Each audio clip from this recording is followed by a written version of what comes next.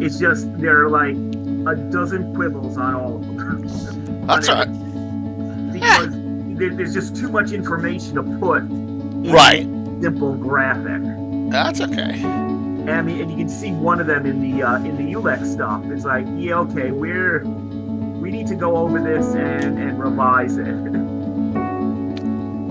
It was a great effort. That's all I'll say, man. So yeah, it looks fantastic. And the shocking thing is, he did this, and I'm like, yeah, that's right. You know, it wasn't like we usually, would have to do like 50 exchanges and back and forth. Like, no, yeah, I agree. Yep, that's it.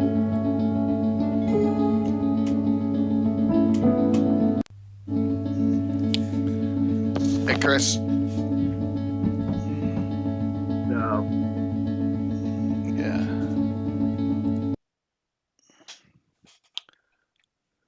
Hey, Anna. Hello. Back in 2001, when we first Hello, began Sam. working with Gary Gygax, Hi. he pitched this wonderful series. Yeah, of this books. this should He be called them fun. the Gygaxian Fantasy. Yeah. What he envisioned was this encyclopedic set of books for role players, writers, game designers, the whole lot of us, that we could use in making our games, creating our adventures, Sound check. writing stuff for publishable content, whatever it may be.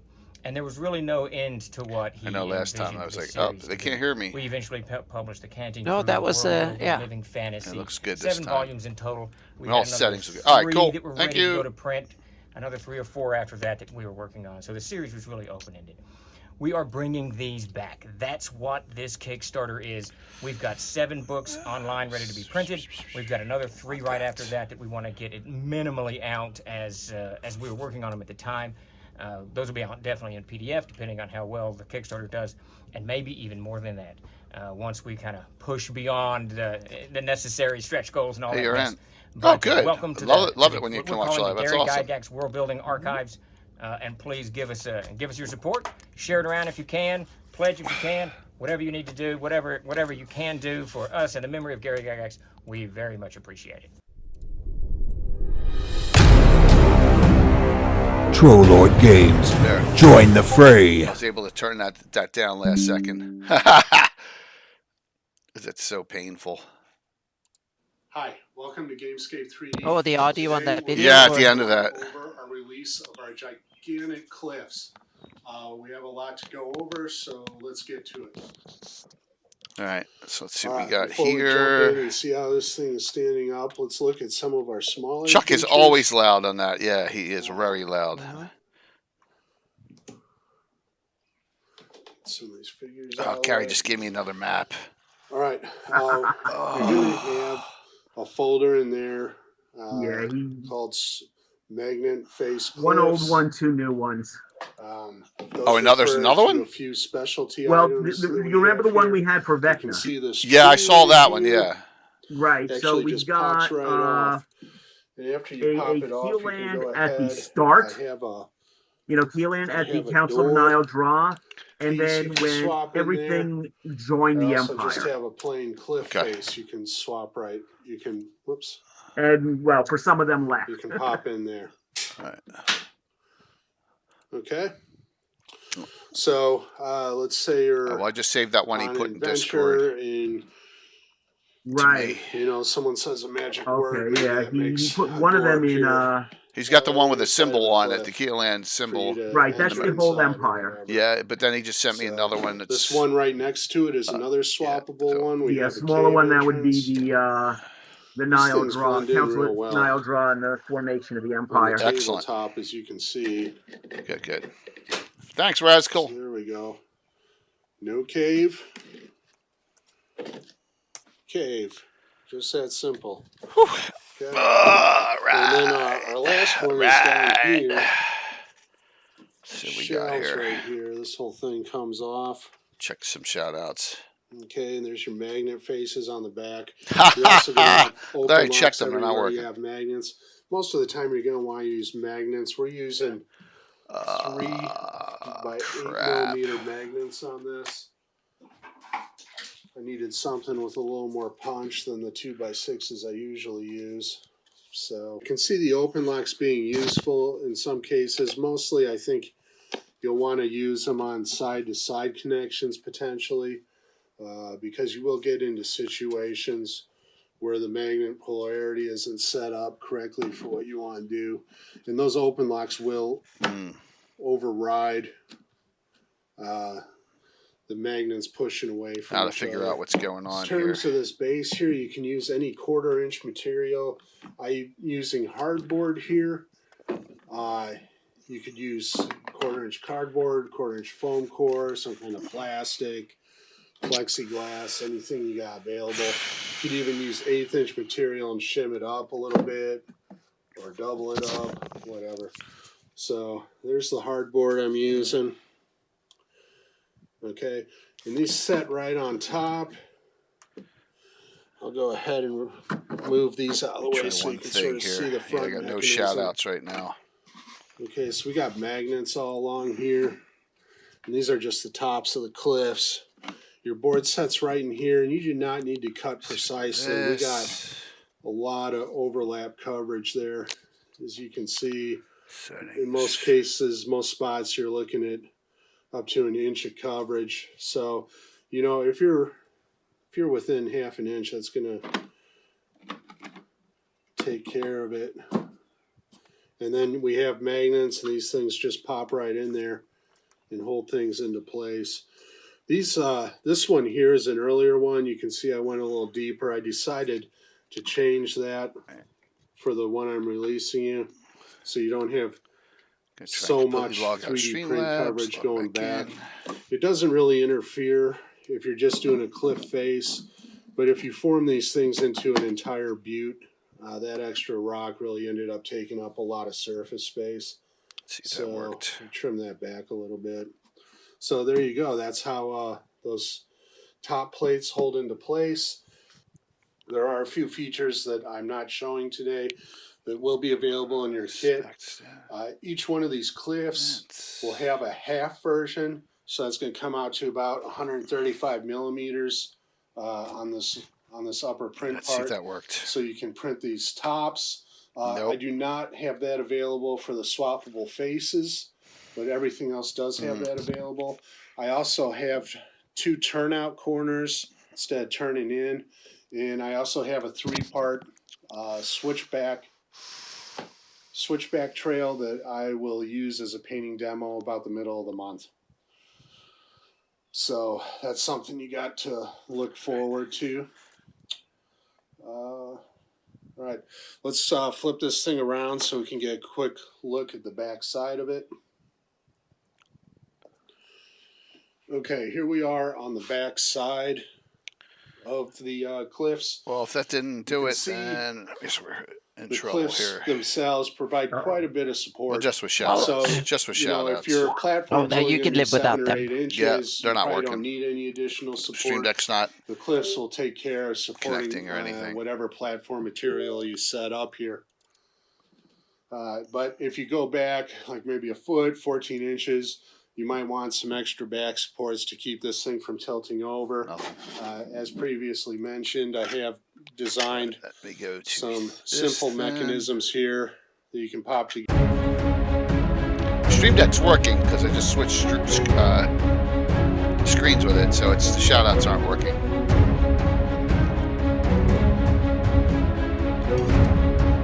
Which sucks.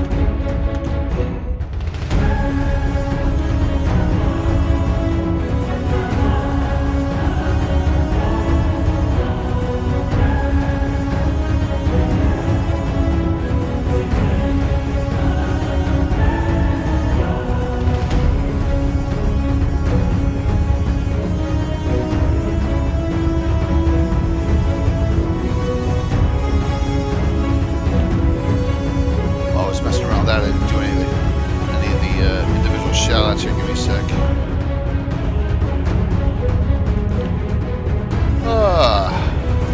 Gotta love it when a plan falls apart, but just frustrating.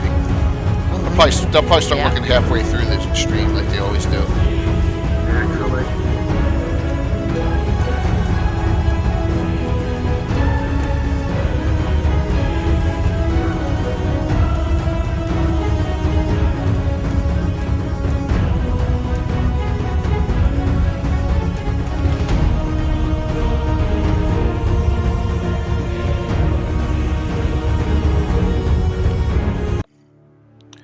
Gary's trying to get on, but he says his Zoom information was all erased. Oh, okay. Yeah, I'm like, well, sorry, there's not much I can do about that.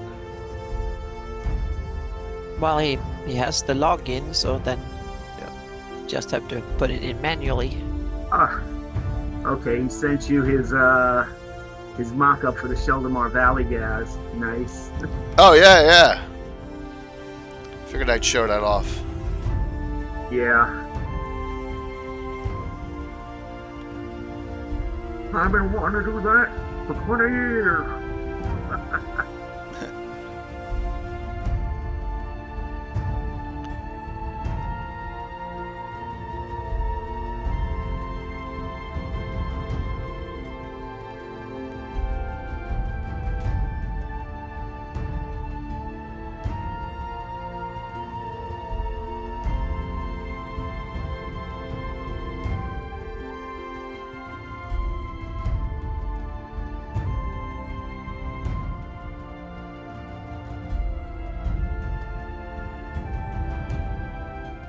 Almost there.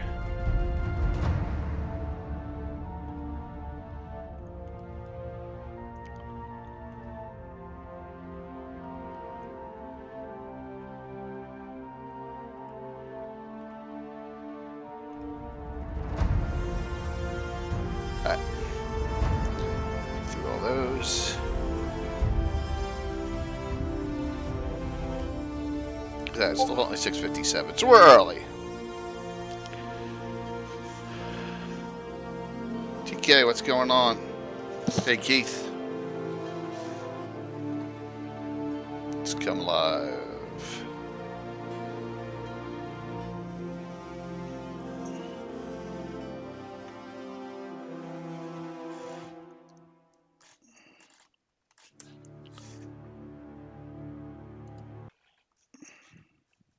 All right. Here awaiting Gary. So, how's everyone? I'm JK Lord Gazumba. We start another week. We got with Sam Wise with us, Anna Meyer, and Gary Julian coming on for a great discussion on the Sheldomar Valley. Now, if you've been around a long time, you may know that we did one of these before. But, and let me just share with you all, because I found the banner for it, which is kind of funny. Here it is. And Anna, it is episode number 57. So it's 204 episodes ago. So Doesn't say what year it is, but well, like my 5-6 years guess ago. is that's Must be one of the earliest episodes we did. because we started at 31 because Yeah. because of the other channel. So Yeah. yep, that's a long way to go. What's up, Bill and Master Crafter, and what's up, Michael Zudrak? I can't shout you out, Bill, because my shout outs ain't working. Nope, they're just not working. No, oh, wait a minute. Let me just see. The scene switch worked, but let me just see if I can get. Nope, they're still not working. So let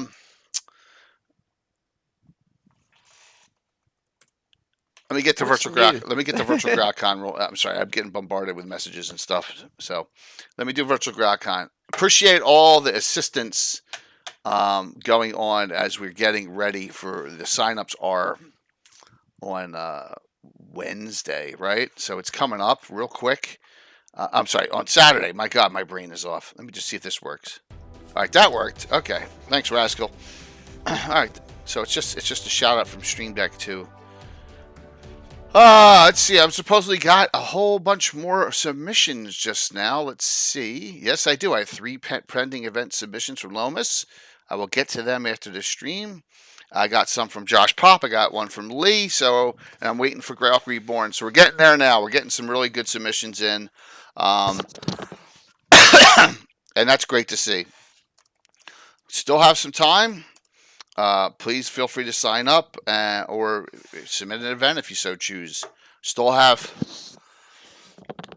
Friday morning, opening all Friday morning, open for stream, and late nights for streams as well. Okay, now I got a tickle cough. What else could go wrong here? And we're still awaiting Gary. So, yep. Oh, a big one, and I'll say this at the end too. By request, people were upset that I was not going to have the joust this year. So I flip flopped, and the joust is back in the list. Oh, So, good, all good, right. good. We So, can't live a whole year without the yeah, just. We have to have it. Yeah. yeah. So let me try and find it here. 6 p.m. The grand joust is here. Mhm. Okay. And It's one this of year, these yearly events. It has to be. yeah. And I also thought to myself, well, I get to submit front page requests now on Twitch. I think that would be really good if it goes through, right? It would be have a whole bunch of people on, and just I think that would be a fun thing to watch. So that was another thing, but yeah. So we're gonna do it, but I'm gonna change up the rules this year a little bit. So yep, and that is it's gonna be more. It's gonna be set in a grudge match style. So certain people, based on like I think after the first round, highest rank seeded will be able to choose who's left, and yeah, it'll be in grudge match style, not pre-seeded after that. I think that'll be cool because it'll get some people who don't like each other jousting each other. So we're gonna do it via grudge match. So that'll be cool. Yeah, Bill's got his Master Crafter, and Jeremy from Gamescape got their GaryCon tickets and room also. So they because Jeremy's now sponsoring the con. So worked a little magic there, and that is done. So we got a lot of good stuff going on. All right, so as we're waiting for Gary there, Sam, give us a synopsis of what we want to accomplish tonight with the Well, Sheldomar. I think we're going to be just generally going over Sheldomar history. For the most part, hopefully we can. Well, we'll try to stick to just the canon stuff, but we're going to be putting in our own bits here and there on things that could use a little bit of tweaking and filling out. Okay. It can be kind of hard to say that when you look at the Sheldomar as a whole, not just Keelan, when you're looking at all the states around it and a couple just a little bit beyond, there is a decent number of data points, but they really don't fill in an entire narrative picture.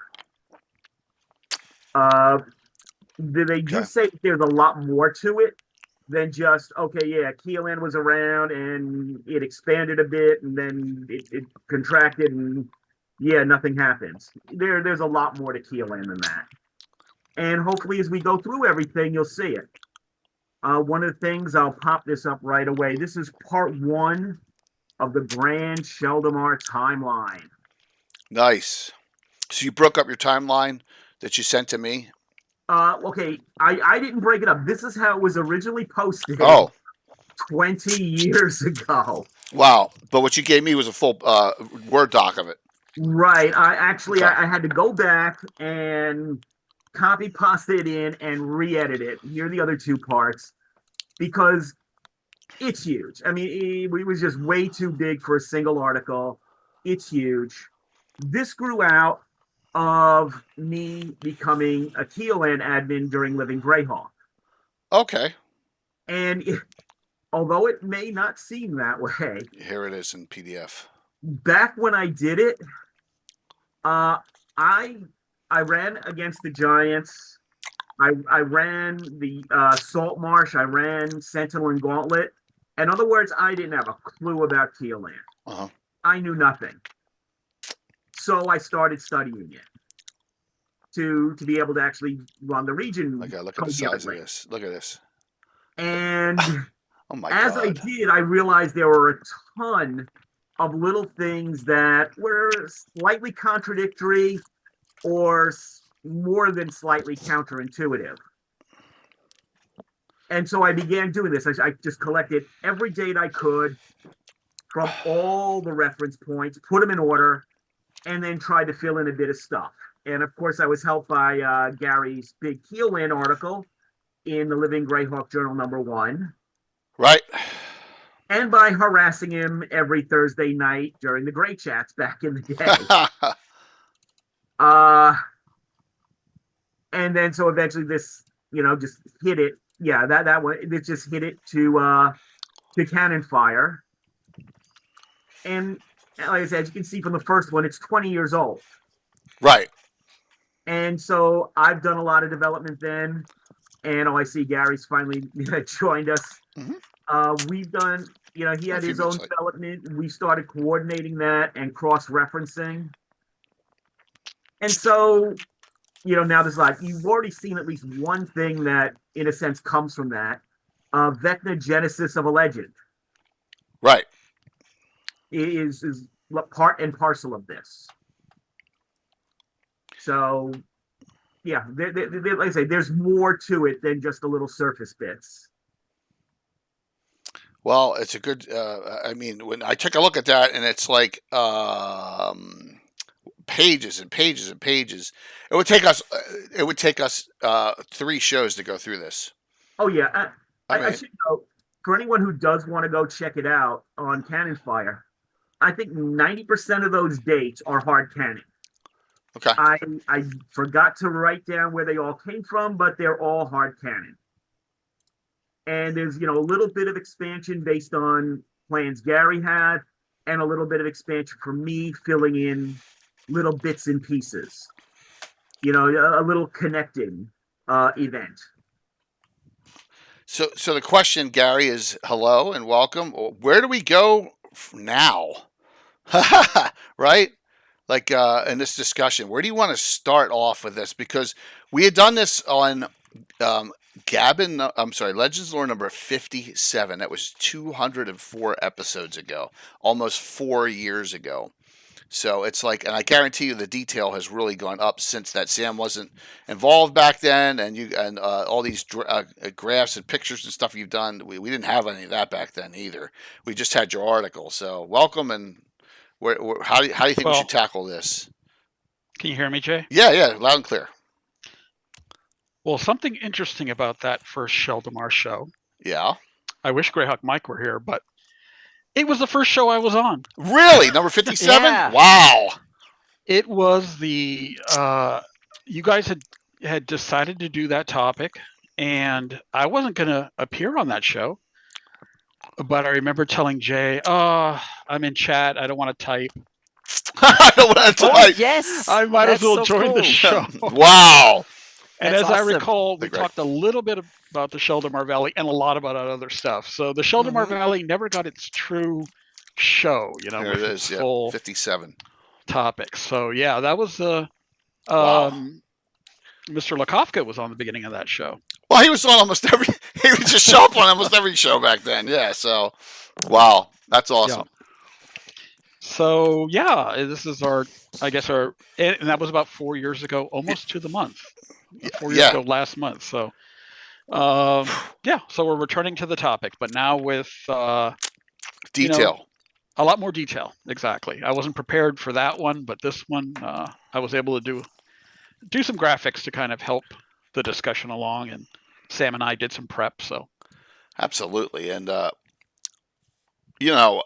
love this area, of course, and I know you guys both do.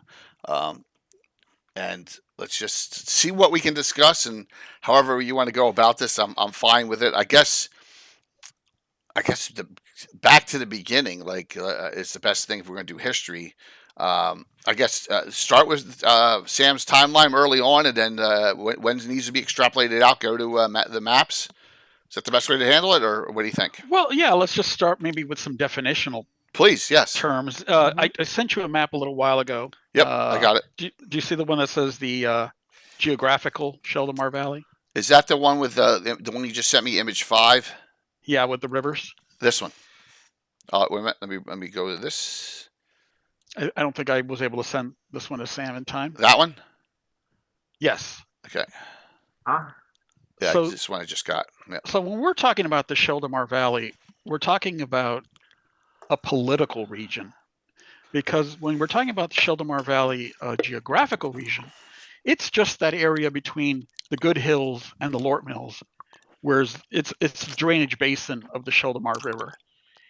And you might notice that what we call the Sheldomar Valley actually has a a longer river, a bigger river. Well, there's like there's like three ways of looking at it. You have the Right. political region, you have the Exactly. actual Sheldomar Valley, and then you have the what we So I guess we can call the geographical region of the Sheldomar Valley. That is the Exactly. whole big valley, so to speak. That's so not there's the like whole three ways river. of looking. Is that the whole river in its entirety? It's called, or is it just called No, the whole this, river? No, that's the the Sheldomar. Javon. Yeah, That's the and- Javon, the Okay. long one.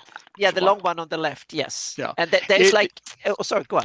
I was going to say, so it's actually the Javon that drains the crystal mists and all those little valleys on the side, not the Sheldomar. But the Sheldomar is wider. Right. It carries a bigger volume of water. Yeah. You You forgot to add one more river that is, I think, equally Kurt. important, and that's the real stream. the real stream. Yes, that's the one that drains the upper part of what we would know geographically call the Sheldomar Valley. Oh, okay. Okay. Yep.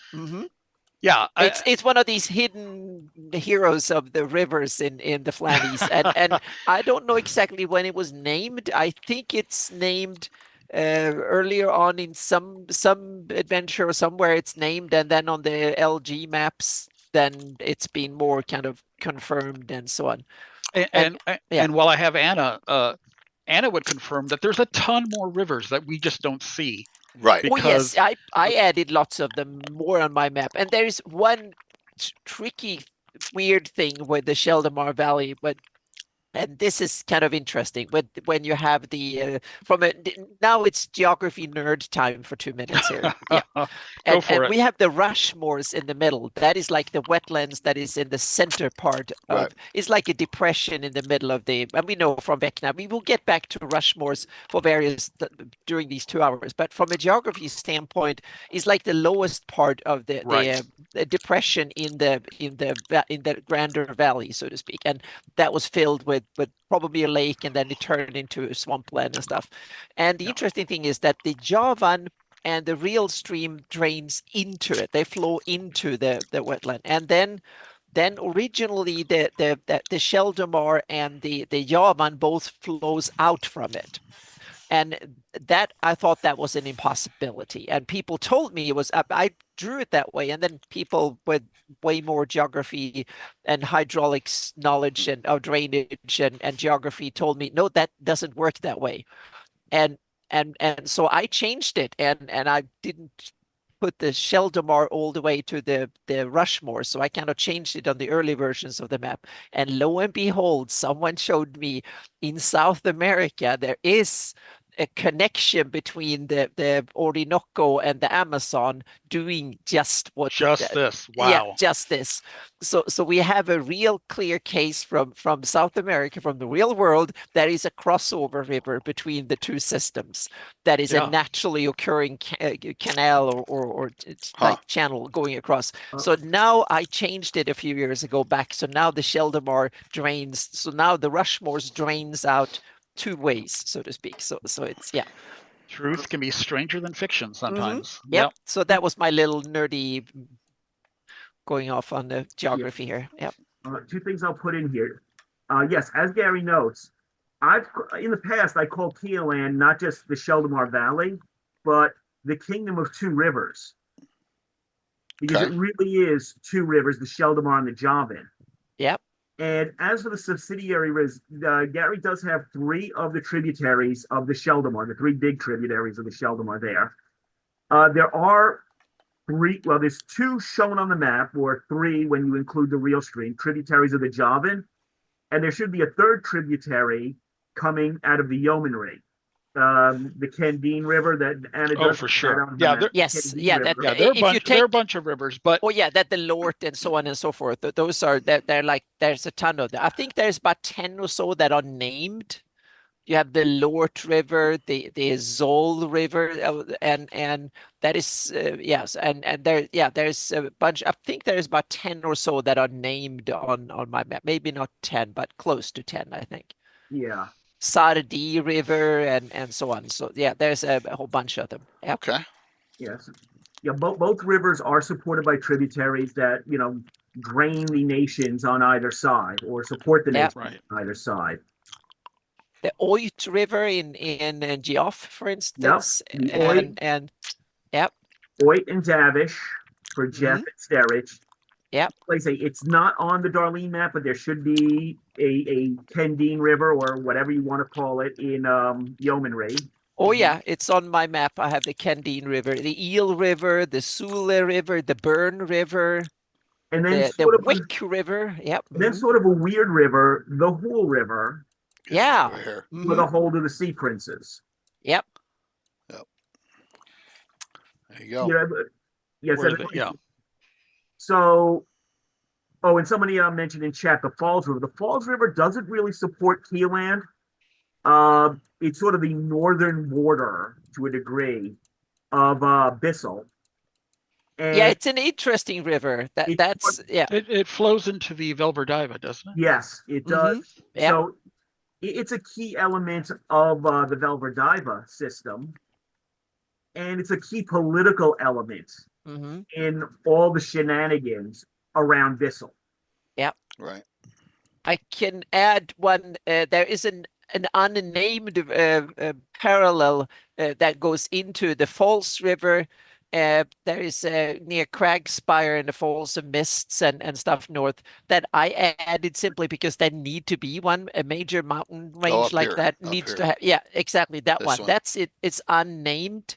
But that is my addition. The other, almost all the other Maybe rivers down. of Hey, Furley. size are in from earlier maps, so to speak. But that's my addition. So I haven't named it yet. So I'm going to name it when I get there in my campaign, so sooner or later. Very cool. So There is a cool river. Good point, Jay. Mm-hmm.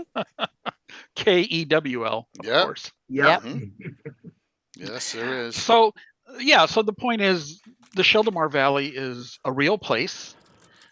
It it has an extent, but it's also a virtual place because it really is all those nations that touch upon Keoland and have been influenced by Keoland within a greater area, maybe from the Crystal Mists all the way to the tip of the Pomarge, and in the north, from the Falls Gap all the way down to the Sea Princes.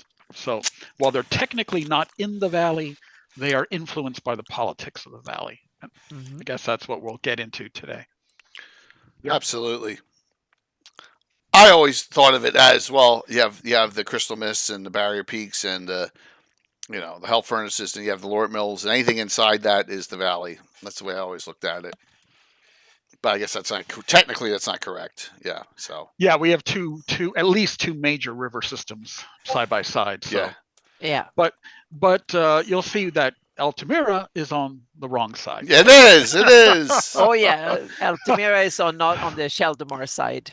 No. Yeah. Nope. So it's right about here. So just misses. Yeah. It's all right. But I think this is more argument for Corewood being in Selene. Yeah. But we could get to that also later. yeah. Right, and there's always that where does the duchy, the county, and the Principality of York actually end? Because it's never really known, like or the Lort Mills independent. It's all. Yeah, and as we'd find in the real world, most of the people are living along the Sheldomar Valley and its tributaries. So it's it defines the population centers of this region. The Javan is a less navigable river. It's swifter. It's got a lot of falls as it's it's more rapid. So it's not as friendly to building cities and towns along. And its oceanic output is really heavily interdicted by the Hool Marsh. Right. It's a swamp down there. It's a mess. So yes, we've there's a gaggle of adventures within the whole marshes. and it's not just mosquitoes that bite you down there. Yeah, no. Right. Lots of things. So always fun. But it's a great place, and it's where I've made my bones in 44 years of adventuring. So throughout all these lands, Keoland being the main human kingdom that I've always worked with. It's a great part of Atlantis Excuse me. because it has a lot of complicated features. So you can run all sorts of adventures there. Lots of mountain ranges, lots of river systems, lots of forests separate from each other. So it's Lots of written, attractive. published source early adventures. Yes. You know, and It even if you is count home to probably our most famous adventures, especially if you if you consider it the political Sheldomar Valley. You know. Yeah. All right. So to start things off, here we go. Right. So Healand begins to a degree with the twin cataclysms, and Sleriton leading 12 Sul noble houses into the valley. This is okay. Before that, this is something I created, the concept of the first comer houses. Before that, there was the beginning of the Sul migration. Certain people fled the empire. They came to the Sheldomar. They were typical Sul, enslaving everybody, being cruel, mean, vicious, naughty people.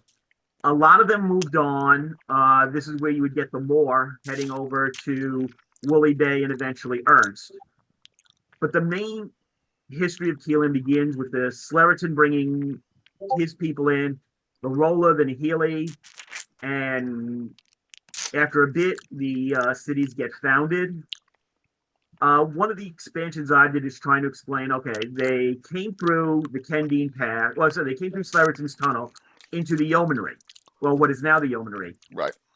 And so then they had to leave the Yeomanry, and it's okay, how? Going over the little hills or going down through a river pass to where the Hool Marsh is, to where the Hool River, the Javan, and the Kendine would lead out.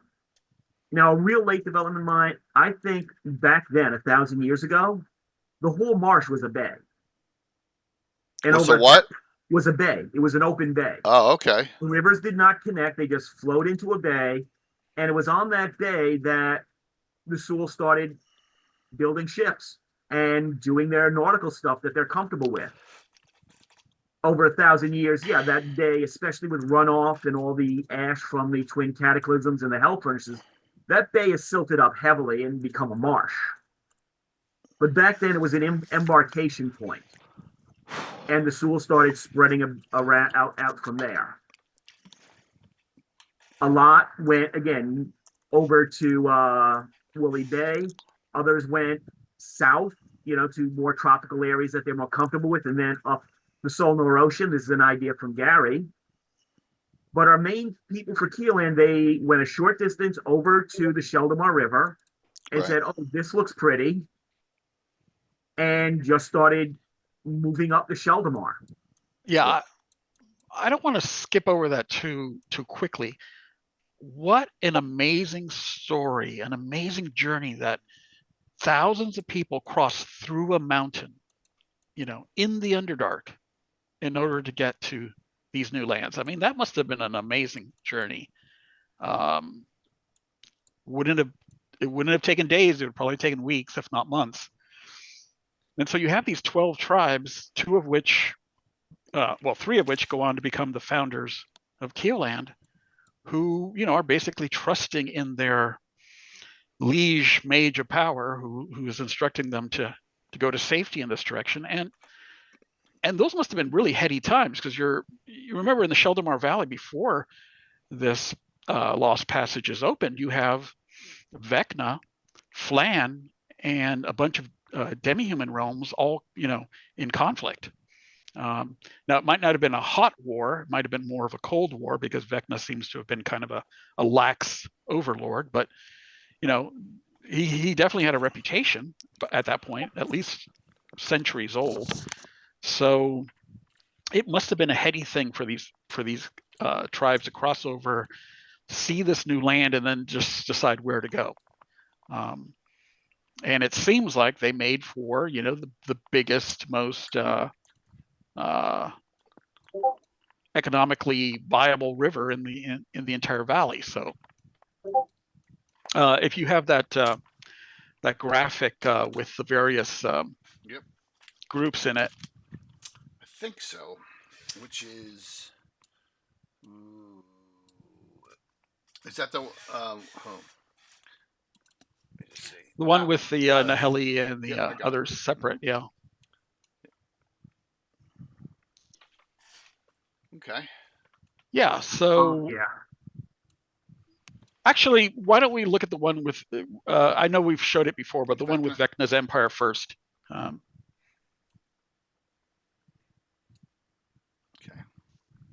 Yeah. So just before these Sul tribes arrive, you have this state of affairs where essentially Vecna and his lieutenants are controlling a vast swath of land that opposes a bunch of demi-human realms, mostly, and free Flan, Flan mostly of the Old Faith.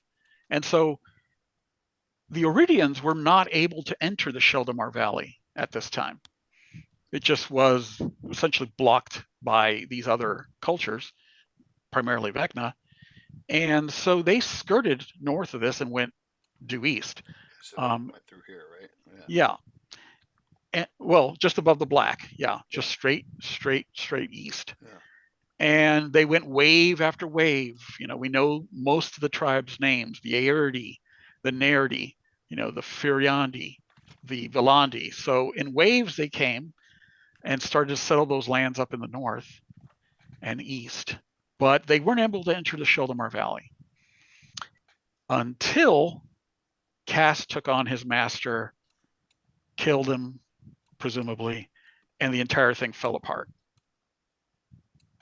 And at that time, you just had these, you know, these Sul tribes in the south clustered around the Sheldomar River at Grad Sul and at Nile Draw, who were basically, you know, preparing to make their peace with this overlord, but didn't have to. They got lucky.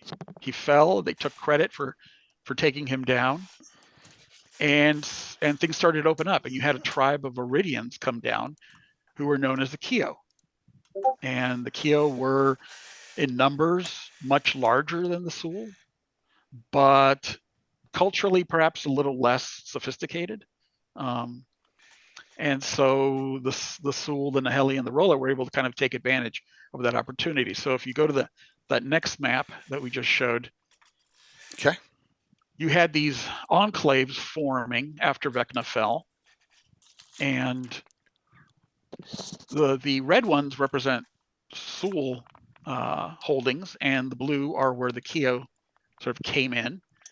And so these are the seeds of Kioland, like the beginnings of what would become the kingdom. And I sort of placed this around 342, negative 342 common year, which would be when the Naheli called a great council and decided that all these people should unite under one crown. Negative 342. Okay. Yeah, so that's not too many decades after the reign of colorless fire. And how long is that after Vecna's defeated? I think about a decade, right, Sam? Okay, yeah, well, okay. This is where the thing is. The more originally we had it to be a couple of years. I think 3. I put it just 3 years after Vecna was killed, such as it is. Later, I thought it might be more interesting if it developed that Vecna was killed shortly after Keoland was formed. Okay. That the Keoland actually formed as a puppet state of Vecna's. Hey, so we can blame Vecna for that for Keoland Yes, too. That's awesome. Sam knows I don't like that because he doesn't.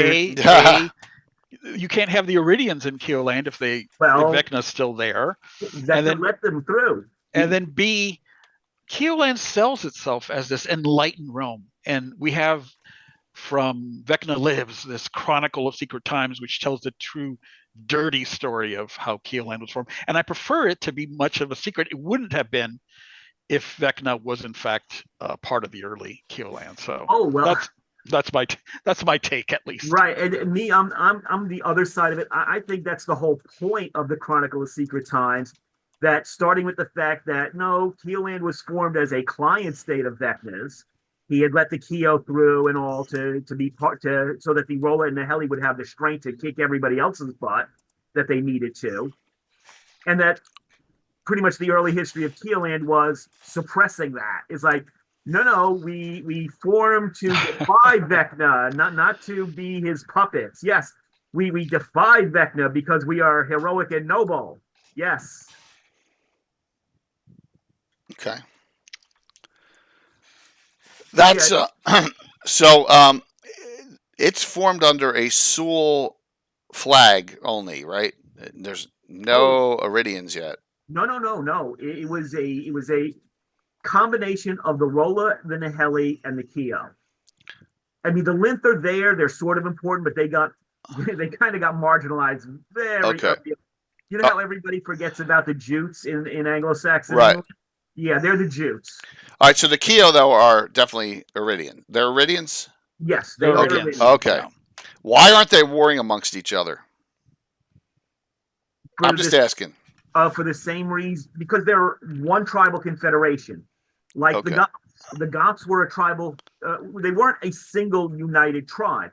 I think Jay means why didn't they war with the Sul? Yes. Oh, well, the Keo, either they had come through at the behest of Vecna, my version, or as Gary said, they had come through the ruins of Vecna's empire. Either way, they probably weren't that keen on having to really fight anybody at the moment. Okay. Jay, I kind of visualize it as every Iridian wave was weaker than the last. Okay. So these are the people who were trying to hang out in Backlunish lands as long as possible. They were fearful of what might come ahead. They were low T, they were they were not fighters as the Aerdi were. They didn't have the tremendous battle mages that the Aerdi did. So every wave was weaker than the next, and so these were far more pacifistic tribes. They were just looking for a place where they could grow crops and have relative safety. And I think the Naheli and the Rolla kind of picked up on this pretty quickly, realizing that, there are certain advantages. I mean, the Sul definitely like other people to do the work for them, even if they have to sugarcoat the process. So I think it's a sort of a bit of insight on the part of the Naheli to make this coalition instead of try to fight every last tribe for the space. And Gabriel, I'm going to make heraldry of this. All the Keo-ish tribes are on the list to do. Yep. Mm-hmm. By the way, I mean, this is by no means complete. No, there's, what is it, like 17, 18 or named or something like that? There were at least 12 major ones, and then and they had some sub-tribes which were like cadet branches. Yeah, I think I have like 17, 18 names on the list or something. But some of these guys also read the writing on the wall, and they just took maybe made to grad Sul, and they just took off. They went to the other side of the Azure Sea. You have Sul arriving in ID on wall, the South Province. These are the Sul that decided to make their own journeys to new lands and try to find something different. I think I would know it. I mean, I'm sure Gary would agree with this. Mm-hmm. Even if the Keo were as utterly martial as the Aerdi, the Naheli and the Rolla still have the apprentices of Sleritin who became the Silent Ones. Right. And when you're an apprentice of a mage of power who is like an epic character, you're like an archmage. Right. You're not a third level mage. So these apprentices were quite powerful, as for example were the Maur, who founded the Duchy of Ernst. So right. It would have been a mismatch magically for sure. Right. So like I say, even if the Keo were as powerful as the Aerdi, if they chose to throw down with the Naheli and the Rolla, there wouldn't be much more than a smear left. Yeah. And this is very Tolkien-esque. I mean, the Naheli, they befriended the elves. They sold themselves as the heroes of bringing down Vecna. They were the ones that, went to his tower and smote the ruins, and of course found the hand and eye and secreted them away. But they made themselves the hero of the story, and all these other tribes who largely didn't have any evidence to the contrary bought it, and that's how Keoland was formed. So Keoland was a coalition from the beginning, and its political machinations were set up so that there was a balance of power. All right. So I know that the number one common year is when the Great Kingdom reaches Greyhawk cities, but how many years before is Keelan founded before the Great Kingdom? Uh, Well, we could read it off there. About 230 years before Wow. no the more. battle of a fortnight's length, Right. Yeah. which creates the Great Kingdom, but the Overking is not crowned until Okay. essentially 340 years after this. So So okay. So Keeland, wow. despite the protestations of Mike Bridges, is the oldest king. It's the oldest kingdom. Yeah. Okay. Hell, Ul isn't even in the Flannis. Yes. I mean, that's It's not even a kingdom either. So Right. That's true. Yeah, that's a note in the history from the folio. Keelan, the oldest surviving nation of the Flanays after the twin cataclysms. Even Yeah. Puppet's Measure and the Savant Sage had to sort of, concede that Keelan is older than the Great Kingdom. Yeah. And there was very little overlap. So these two kingdoms were aware of each other, but they really weren't in much competition with each other. Right. It's only when the Great Kingdom started to break up that we started to see a little bit of competition. Yeah. Okay. It's intriguing. Yeah. That it's that far in time ahead. That's a lot of time. Yeah. So. Well, they had a shorter distance to go. Right. And the tribes here are largely intact. They're not refugees in the poverty sense. They're right. Okay. They're fully stocked. Well, there's another factor. However it is, the Keo coming through Vecna's empire, if they had to fight or not, the Erdi really did have to fight their way across the entire Flanays. Mm-hmm. And even if they were the strongest, by the time they reached Rel Astra, they were wrecked. And it took them a good 100 years to get even the kingdom of Erdi going.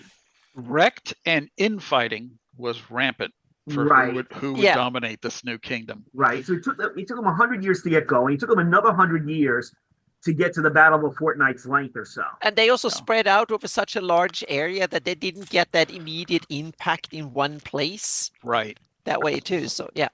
Right. So they spread their resources thin. Even with their strengths, they paid for it. Yeah. Okay. And then you get, like I say, the Rolla and the Heli deciding to, not fight the Keo deciding to not fight them and start to build a nation. The Naheli and Rolla were actually kind of natural allies. As I kind of saw the Sul Imperium, various noble houses basically had patron mages of power.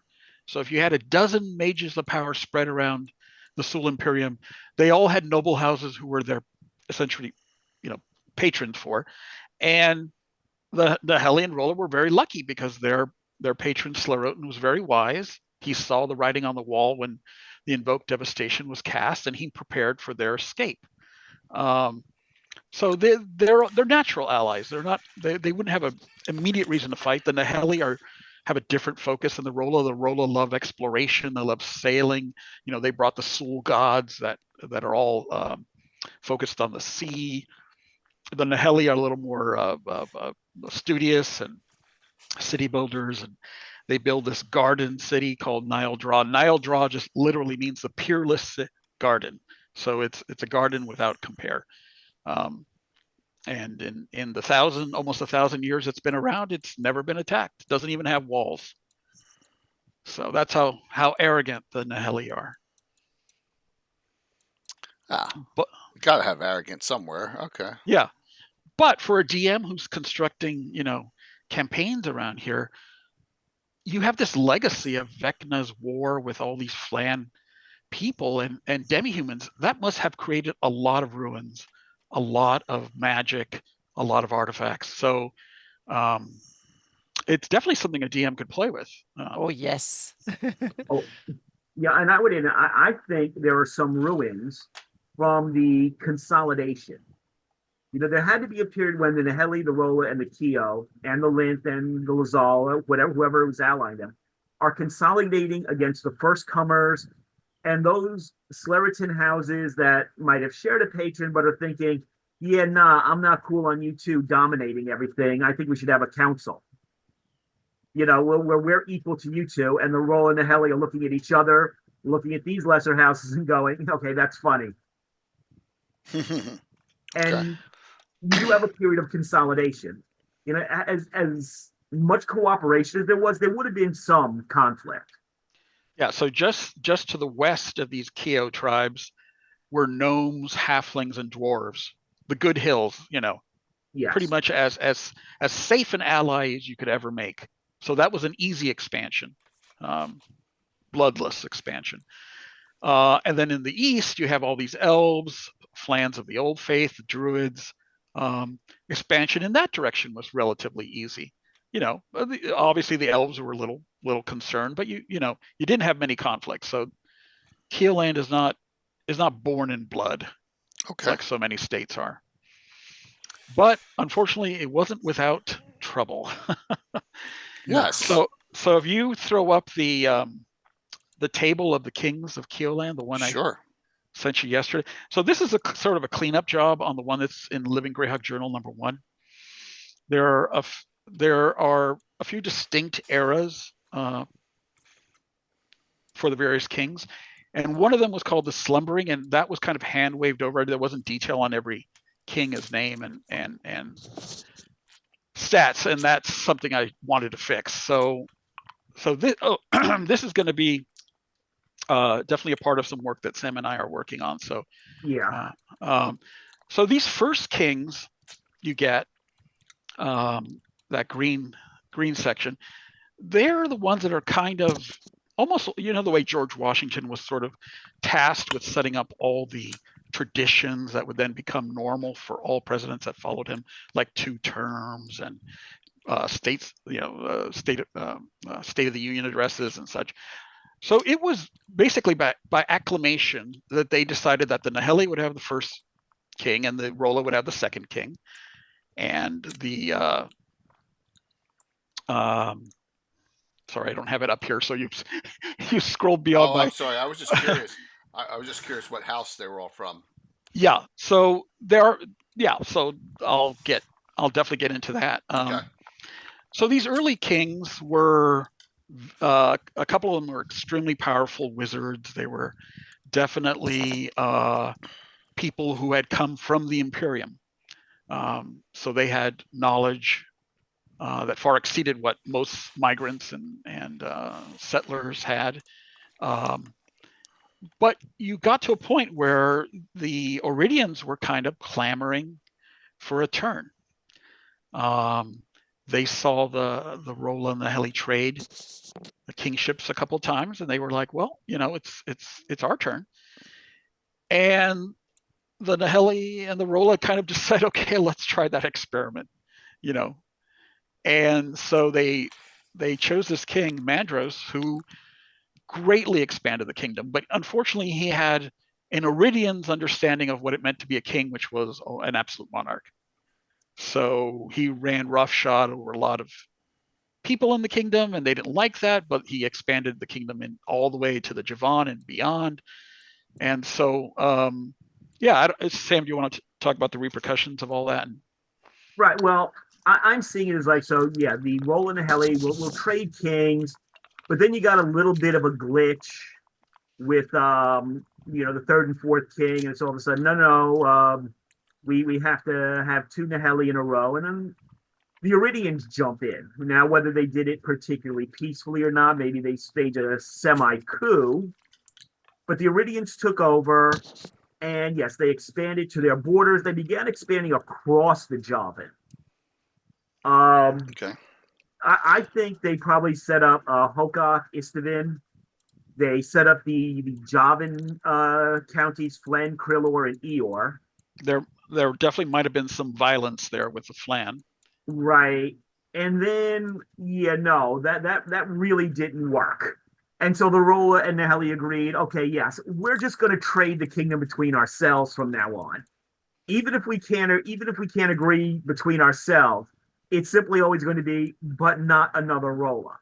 We're the only ones qualified for this. Not another Keo. Yeah. Yeah, Right. another KO. Yeah.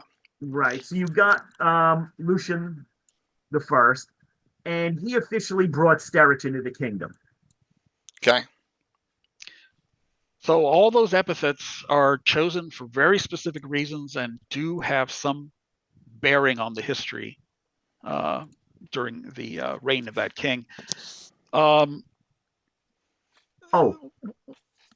Go ahead. yeah, no, that's what I forgot. Okay.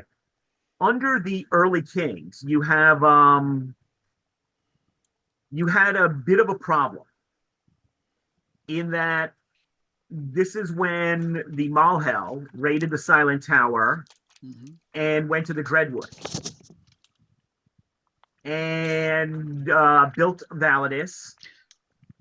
And they not only did they raid the tower, they took the hand and eye with them.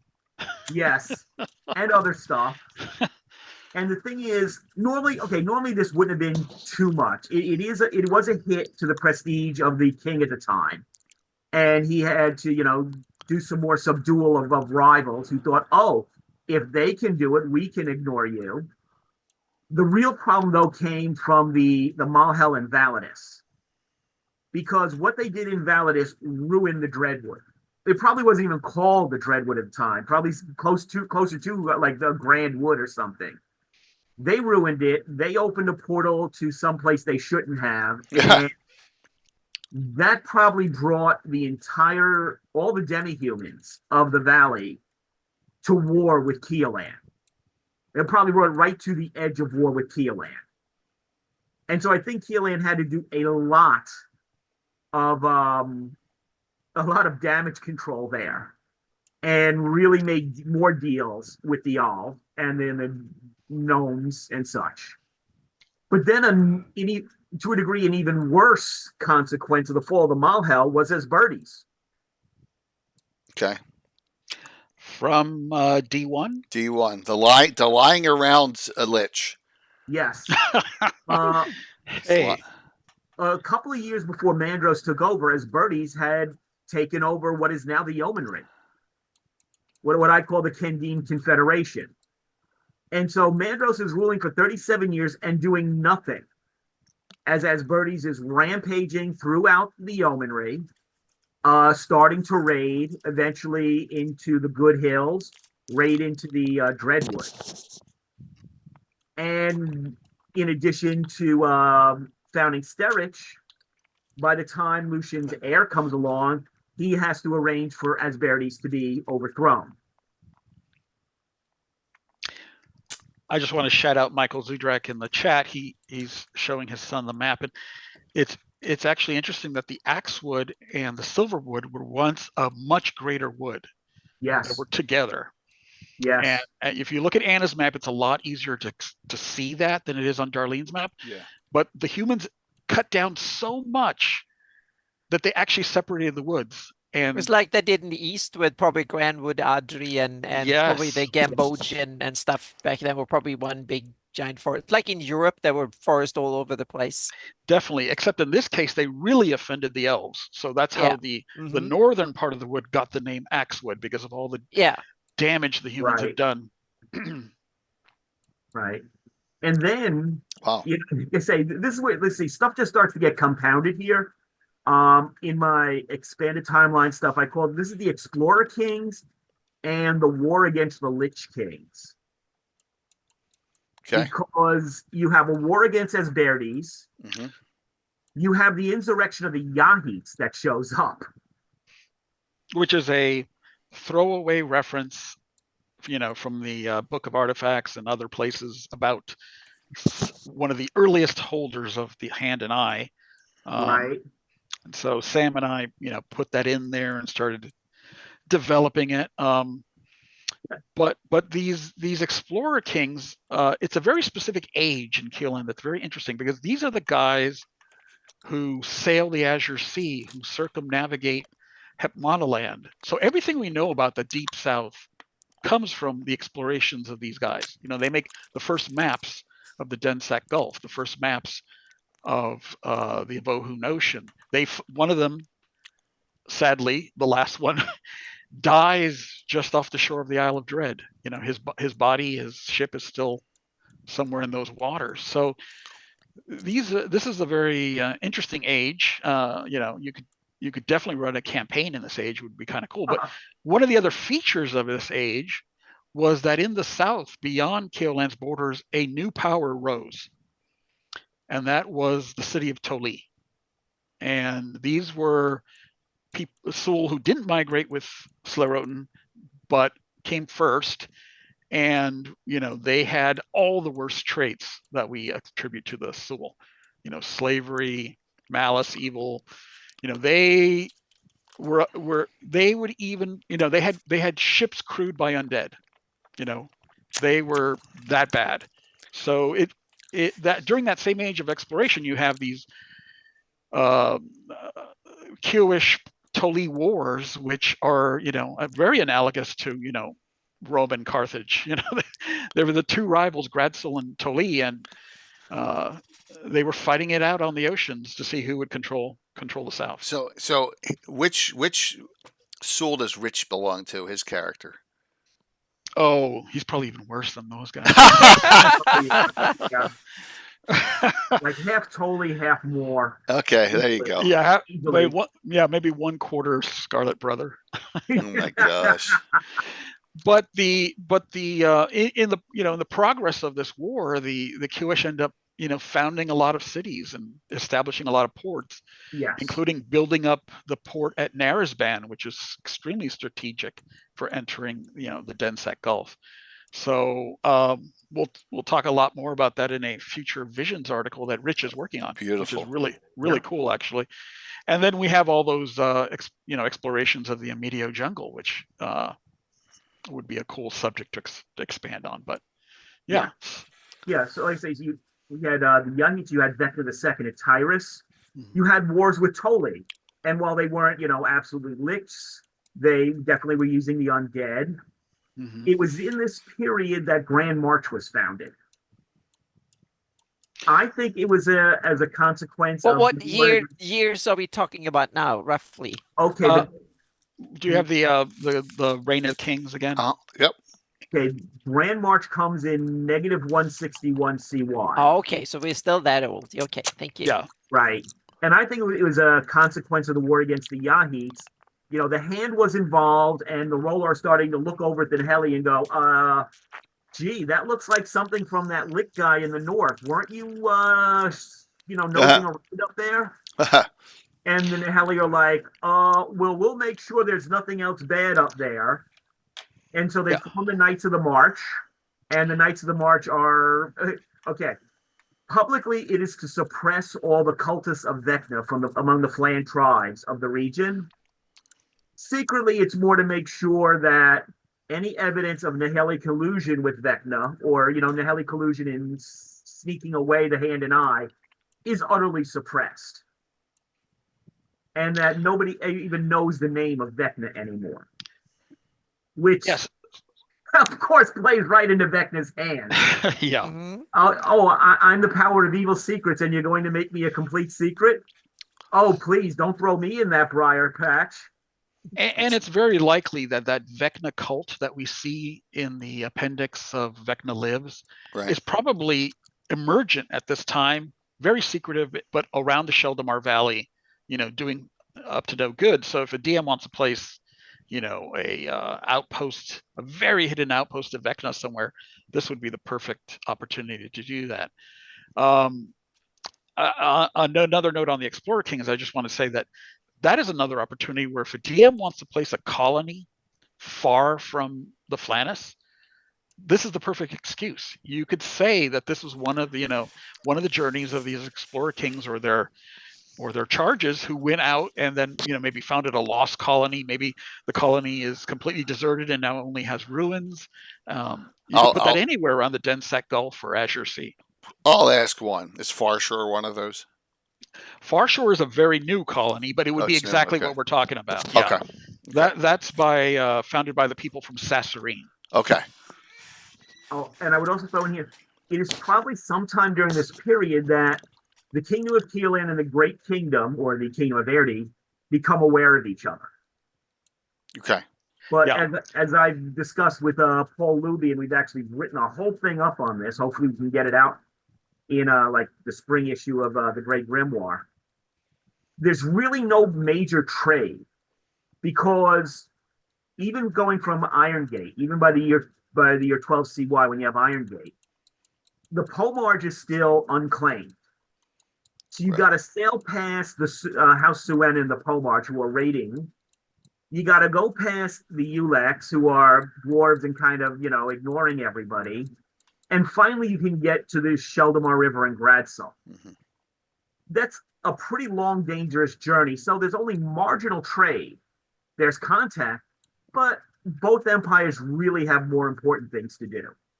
The Great Kingdom's still expanding across the northern reaches during most of this era, or even, starting in the negative 150s, they're still consolidating in the South Province. And they're slowly conquering all the north. Meanwhile, yeah, remember the Great Kingdom didn't even reach the city of GREYHAWK, or what would become the city of GREYHAWK, until what, 1 CY? Yes. Yeah, Gary discussed, with the Roller Explorer Kings, they're more interested in exploring the Denzak Gulf and the Pearl Sea than starting some major war to dominate the Azure Sea with the Great Kingdom. Okay. So you're starting to get some, so Sterich has been taken. There was the war against Vecna II, but they couldn't hold the Pomarge. Grand March has been founded. Yeah, this might be a good time to switch to the map of the constituent parts of Keoland. I think it's this one, right? Yeah. Okay. And though it's not 100% clear, this is something Gary and I have also discovered. I'd say large chunks of the Ulex, not the stuff that's hills or mountains, and probably not stuff that is the forest, but large chunks of those open plains between the foothills and the Sheldomar River are probably part of Keoland at this time. I mean, fully part of Keoland. Mm-hmm. No, I awesome. agree on that, because when my research with Tommy John Kelly and stuff, when I did the Hateful Wars preparation, the whole thing was Prince Treserin was responsible for winning the battles to kick the Keolanders out beforehand, right? Which leads up into the 400s. Bad karma. But so what this map represents is the largest extent of Keoland at its height. Sadly, that was only for about 5 years. Because so if you look at the 1983 timeline in the gold box, it says that Keoland is at its peak at 356 common year. Right. So this is around 356 common year. What happens within 5 years? The yeomanry leaves, the Ulex leave, quasi leave. They essentially are in withholding their support for Keoland's actions, and you end up losing, the Pomarge, yeomanry. So it starts to cut the kingdom down in pieces. But I think if you go up to the north, you start to see some go all the way up to the north of it. You start to see some interesting things that you could use as a DM for perhaps background lore. But when you look at the canon, you actually know that the Kiowish made it all the way into Ket.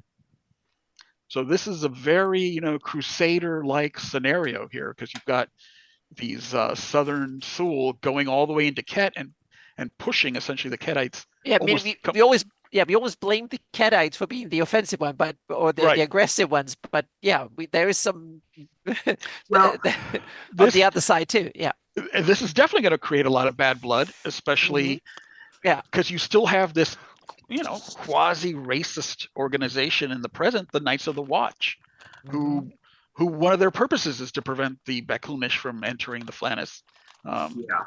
So I should know, this is something again that I talked with Paul about staging a campaign precisely in the era from about 100 CY to 350 CY. Wait a minute. detailing everything going going on in and around Bissell. Did you just say the Knights of the Watch are Yes. not to watch humanoids, but to watch Becklunish? Yes. That is one of their primary stated goals. Yeah. Wow, I never knew that. Yeah. Yes. Yeah. It's kind of subtly hidden by suggesting they might have keeps in the the crystal mist or the barrier peaks or whatever. But if they have keeps in the barrier peaks, no, that's to watch the Banner Hills. Their purpose is to keep the Becklunish out. But what sure. everything around Bissell and the Jewish Imperial era is one of those high tragedy things. Tavish the Great, Tavish the First, he moved into Bissell because the Brazen Horde came from Paynans came in, took Bissell. They were raiding into Valuna. I assume they were raiding into Grand March around 300. Yeah. So recall the threat that Genghis Khan posed to Europe, and other places. It's that same feel, right? You're like, oh my God. Right. So Tavish the Great conquered Bissell to put it into that, and that was it. That was he conquered Bissell, he conquered Pomarch, he conquered Toli. He ended Toli and took over the hold of what is now the hold of the Sea Princes.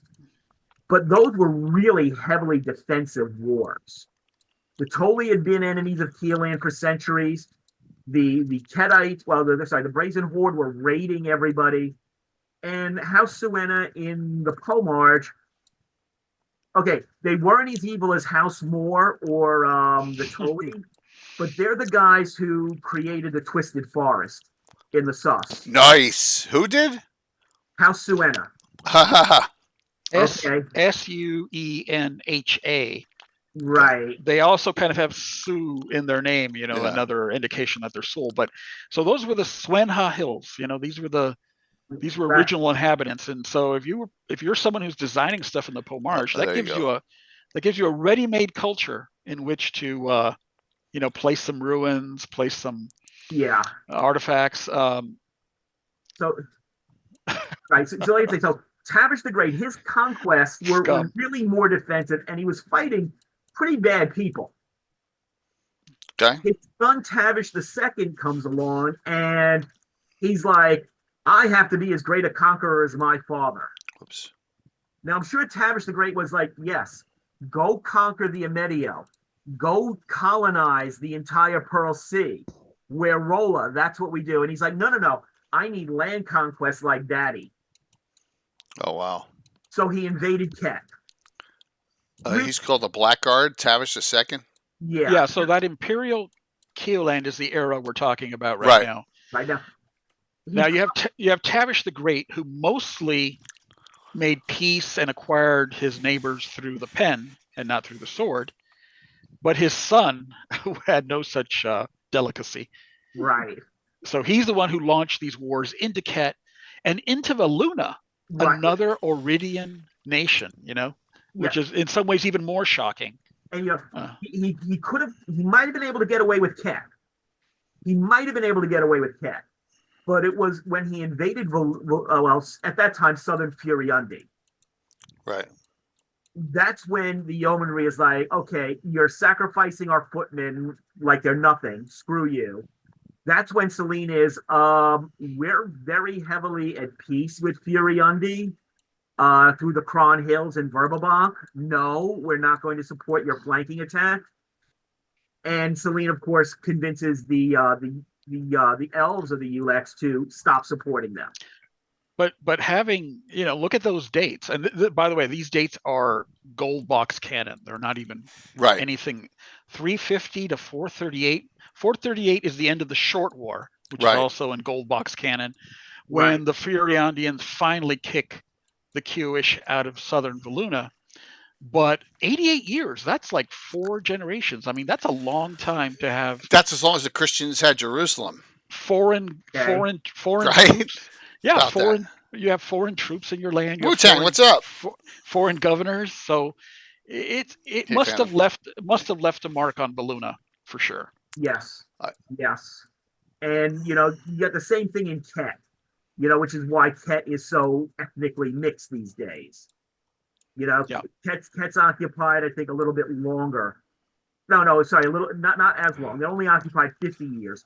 But you can imagine that the Knights of the Watch are particularly brutal in Ket. Oh, Gary doesn't show it because it would be kind of a little silly, but there's supposed to be a path through the Bramblewood Forest. Right. Tavish the second had a trade route hacked through the Bramblewood Forest. I'm sure that cost the lives of a lot of Kedite levies and contributed to the savagery of their insurrection. Yeah, so the Kiowish were less time in Ket, 40 years, 50 years, almost still a couple of generations. I mean, that again is going to leave a mark. It's going to have a lot of history. So if you're a DM, you could play on that. You could pull that into your campaign. Thornwood has got to be one of the most underrated cities in which to start a campaign, because that is essentially, your crossroads. I mean, it's Constantinople, it's Jerusalem. It's got multiple cultures that have over time put their print on it. So it would be a great place to set a campaign, I think. If I recall the Bissell Living Greyhawk discussion, that changed hands like 3 times. If maybe twice as much. Yeah. So yeah. Wow. Yeah. So this is a significant era. Wow, I didn't even realize like that, but the peak was 5 years and that's it. So pretty much. I mean, unfortunately, the demi-humans, they did not support the wars of conquest, right. And so they withdrew their support. But you'll see from the map that largely in the core, Keoland's kind of hung together. Steric and Grand March have never left Keoland. They have some independence, but they still essentially vote on the king. Bissell is out, right? Bissell is out. Bissell became a Furiandian nation after the Short War. Okay, that's it. And then a few decades later, it's Margrave saved the king, and that won him complete independence. Well, it says it became Palatinate, and that's where we have to have a discussion. What do you mean? Right. It's probably not the same for every example. Yeah, because the definition of Palatinate has never been an independent country. It's not. And Geoff, Jeff is so remote because of all the. Well, yeah. Jeff has its. Okay, this is another thing that Gary and I were discussing. The LGG, I think it was probably Fred, puts Jeff joining Keoland in 316 CY. We both think that's way too late. Right. Okay. I mean, this, you'll see this in the timeline. It's in yellow. I highlighted because it's a major revision. I put it back in -27 CY. So it's a big difference. Yeah. Well, you definitely need to do some further research on that just to nail it down a little better. But Jeff definitely has a different character than most of these other nations. It's more Flan, has different gods. Right. Yeah. It's definitely more Old Faith, but then that's kind of like County Ulec. But another thing is, I mean, this might go unnoticed. Jeff, in Gary's favorite adventure, Barrier Peaks, one of the groups that the Grand Duke consults is the Society of the Blinding Light. Mm-hmm. Yep. So there are Fultons in Jeff, and in fact, we know from I forget the name. It's on one of the adventure cards you discussed last time. Blinding Ogres of the Blinding Light. That one. Born Again Ogres of the Blinding Light. That's set in the Ulex. Okay. Yeah. That's true. Yeah. And again, I believe it's set in the county of Ulex. So again, you have Fultons where there's a major Old Faith religious presence. Yeah. Weird. But if you look at the geography on Anna's map, you could see why Jeff may have been late to join the kingdom, because it's protected isolated on all sides by extreme geography. Mm-hmm. There's very few clear passes to get into Jeff. Yeah. And so it's probably one of the reasons why he was able to hold out against Vecna himself. Yeah. So Jeff, it has a really short apparent time frame in Keoland, but it's hard to interpret I mean, it's Grand Duke is the commandant of the Knights of the Watch, so there's still some relationship. There has to be something is still No, going no, on no. there, but Hugo of Jeff, not the Grand Duke. Hugo of Jeff. So it's someone from Jeff. We don't know his relationship to Owen of Jeff. oh, okay. So Hugo of Jeff is not a previous Grand Duke? There's there's no canon on who Hugo of Jeff is. Just the name. Okay. Yeah, this is the problem with doing this stuff. We got names, we got, events every 500 years, and that's it. However, so an interesting event that ties into one of your favorite monsters, Jay, is that Jeff, when this Imperial Age was about to end, it was asked to submit, additional troops, additional support, and it refused.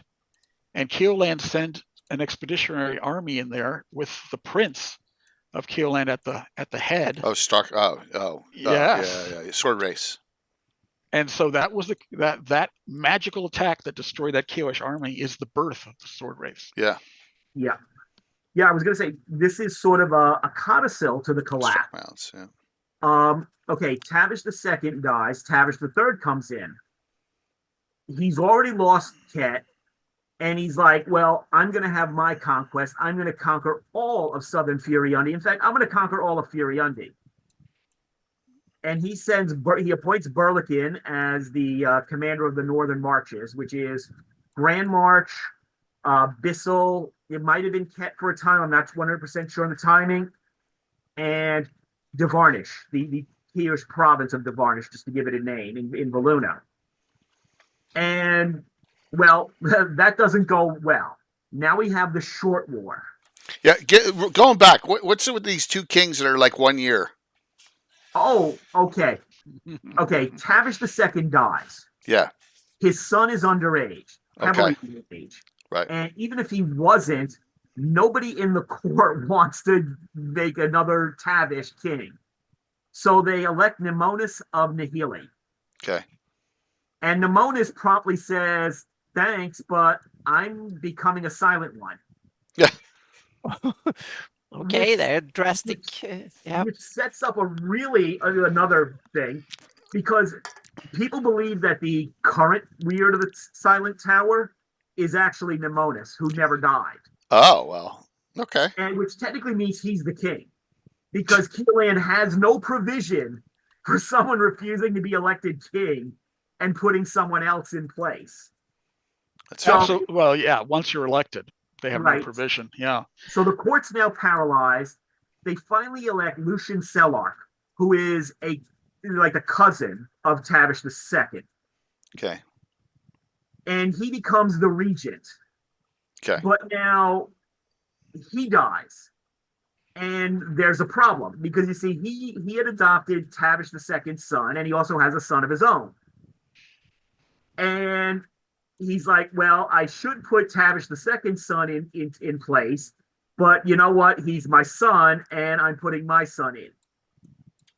The only problem is the son of Tavish II was actually competent. He was as good as Tavish I. The son of Tavish II the son of Lucian Sellark is worse than Lucian. Okay. And you know what this causes, Jay, eventually? The birth of the Sea Princes. Right. Okay. Yeah. Yeah. Gian descends from the line that was Lucian. No, from the other line, the line that was deposed. Oh, essentially, that didn't get their chance. Yes. Got it. Yeah. So, like I said, this whole thing is a grand tragedy. So, Tavish III comes in. He puts in Burlikin. He loses the Devarnish lands. He loses Bissell. Jeff is now, all of a sudden, they discovered that the messenger they sent to Jeff, they find his body in a sump pit under the castle. So Tavish III says, okay, screw you. I'm sending my son to teach you a lesson. And this is why the 450 CY know. He sends his son to Jeff, and Vargalian casts a spell and turns the whole army into sword wraiths. Nice. And there is one survivor of this.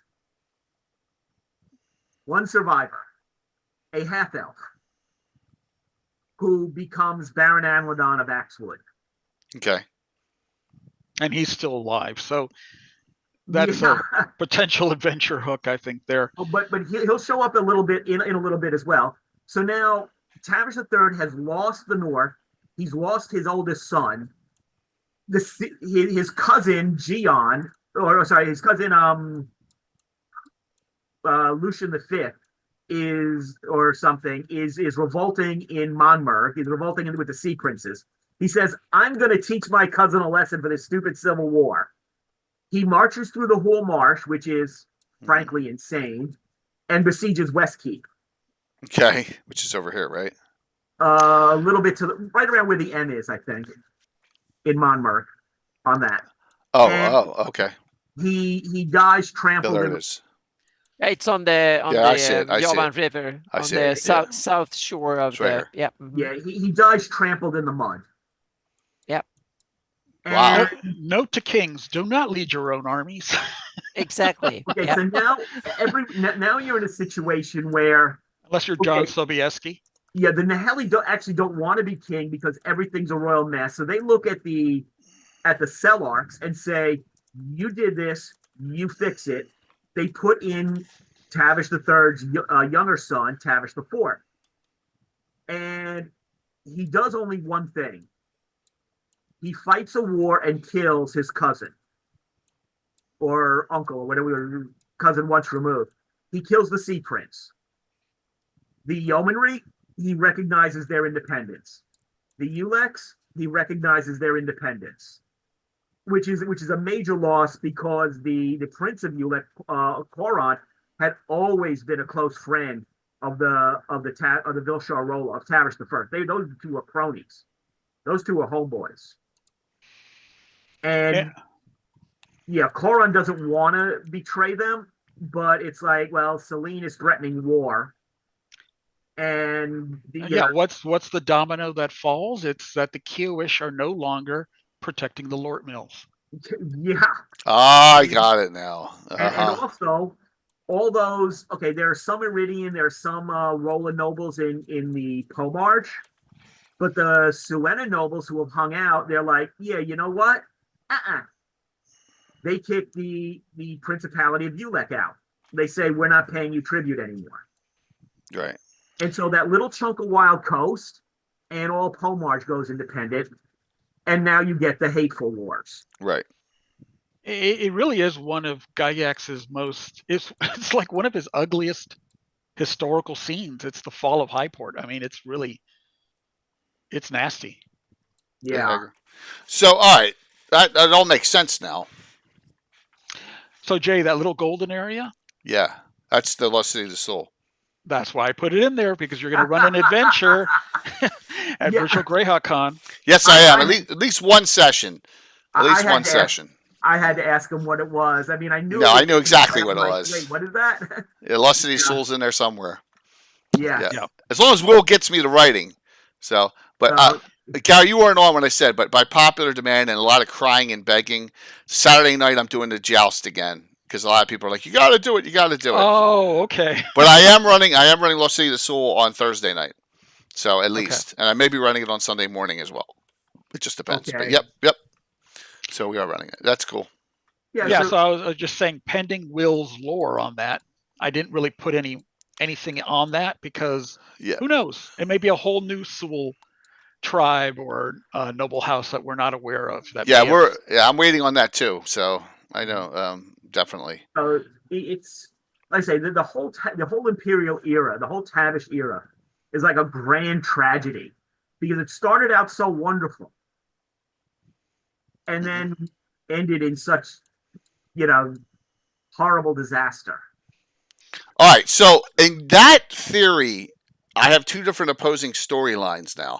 I'm going to ask two questions. First thing is this just mean that this area of the Principality of Ulek there pay homage to Keeland, or they're allied with them? Because that's still part of Principality of Ulek. Okay. So we talked about this today.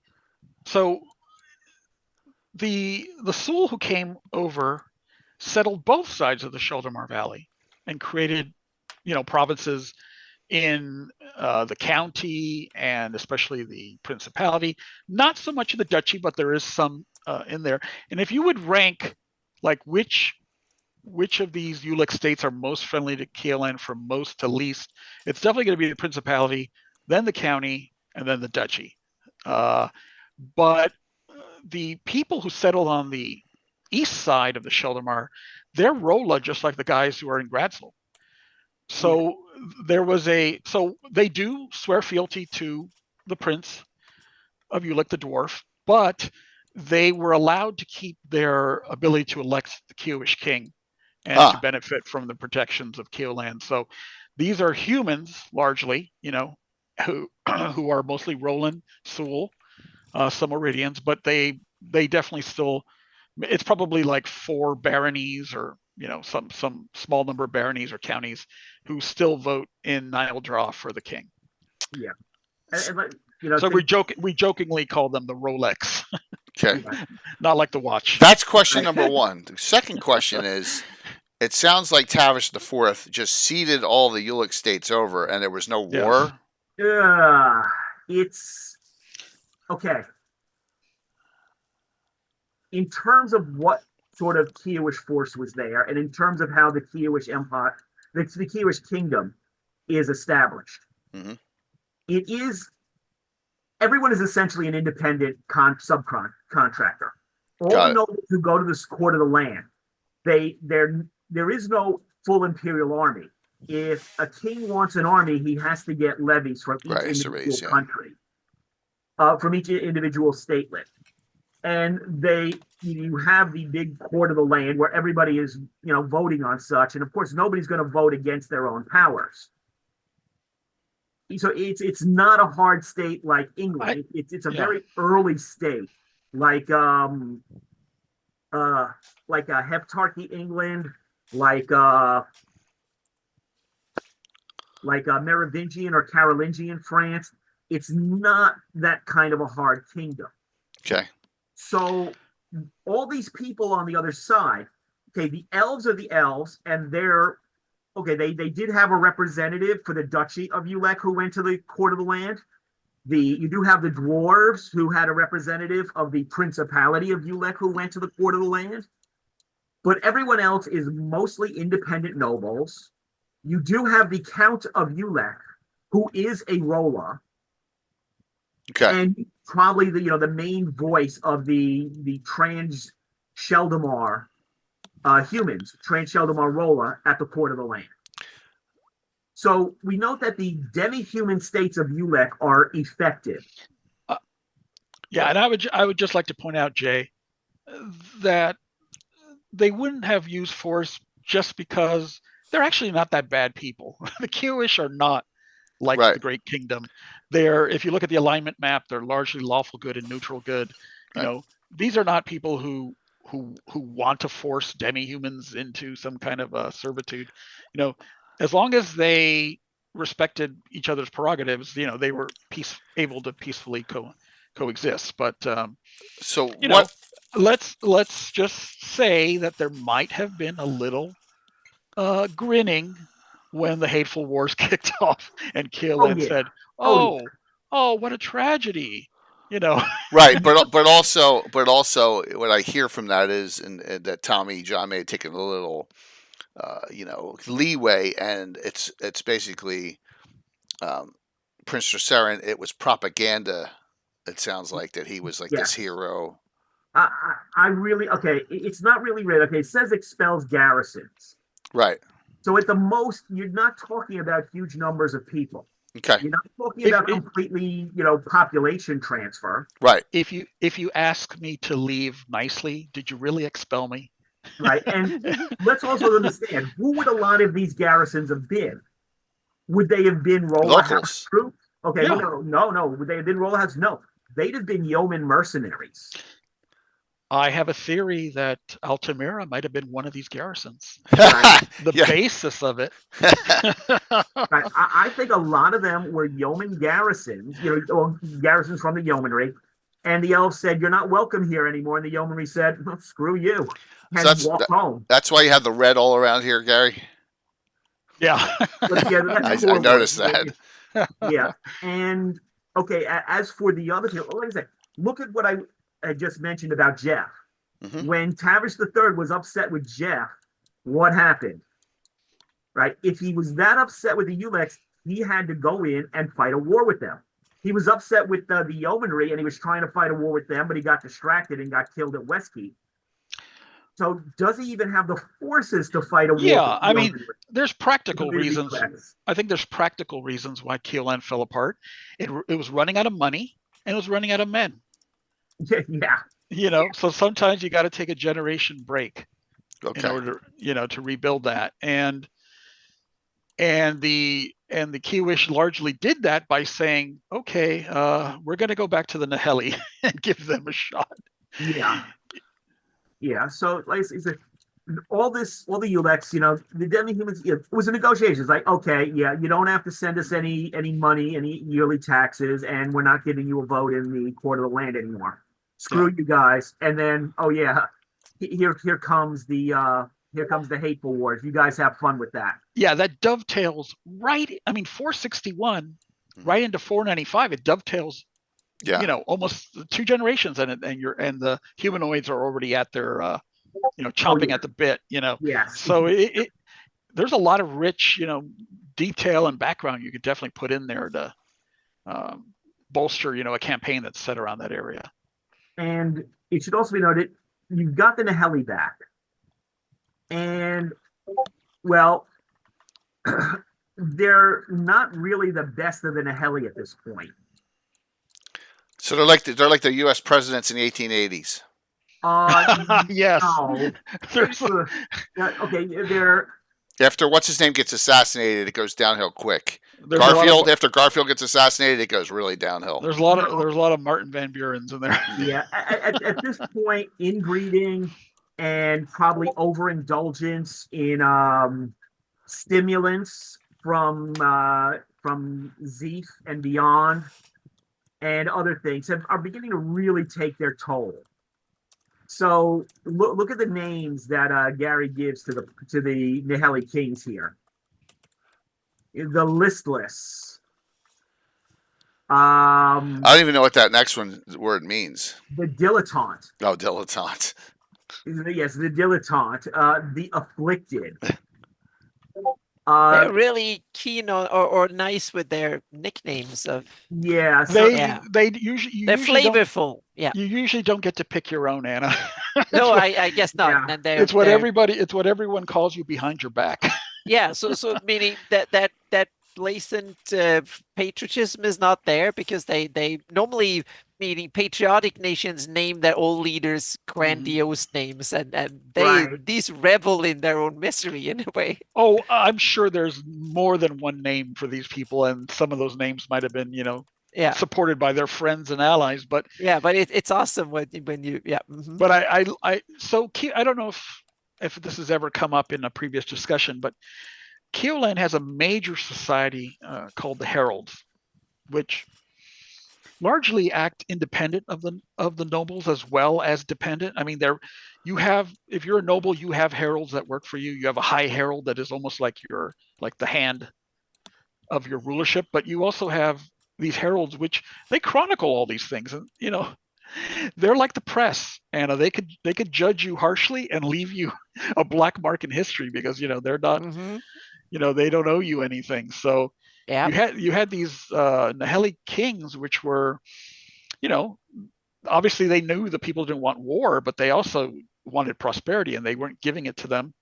And then you had after the hateful wars, or in that era, you had a huge plague affect Keoland, especially down south in the salt marsh area. So there's another codicil tragedy at the same time as the hateful wars taking place in Jeff. The Jeff Civil War. One of the nobles, Count Granus of Pregmere, shows up at Gorna and kills the king. And he kills the Duke Rohan. Yeah. And then other counts of Jeff to say, yeah, no, we're jumping in on this. Now, I inserted into the timeline that there's kind of a secret here. This was the Dark Watch's revenge on the Count for letting Vargalian use, Vecnan level magic to create the Sword Wraiths. The Sword Wraiths. Although I know that it wasn't actually Vecna who created them, because you see, there was a cry of despair, and you never know who's going to answer one of those cries for vengeance by Tavish the Third's son, and it was answered by Hextor, and Hextor said, "Oh, you're all having your souls consumed by this necromantic magic. Everyone gets to be a sword wraith." Mhm. And so, yeah, you have the Dark Watch, the Knights of the Malagari, coming in for vengeance. It's like, you unleash that stuff, we're teaching you a lesson. They provoke a civil war in Jeff. I think it's kind of awesome that each empire in GREYHAWK has invented their own brand of undeads. That's a great point, Anna. That's it's like one point. of these. Every empire with worthy of its salt need to have at least one type of undead to its name. I actually have a story about how the drowned ones came to be, and they're in that region too. So I'll have to put that one up. Yeah, so we have to put a list on who's leading. I'm trying to push Ayus up. He's a newbie in this, but I'm trying to give him Anna, some. Anna, he has the zombie goats. Exactly, and the zombie ghost, and I would say that he has the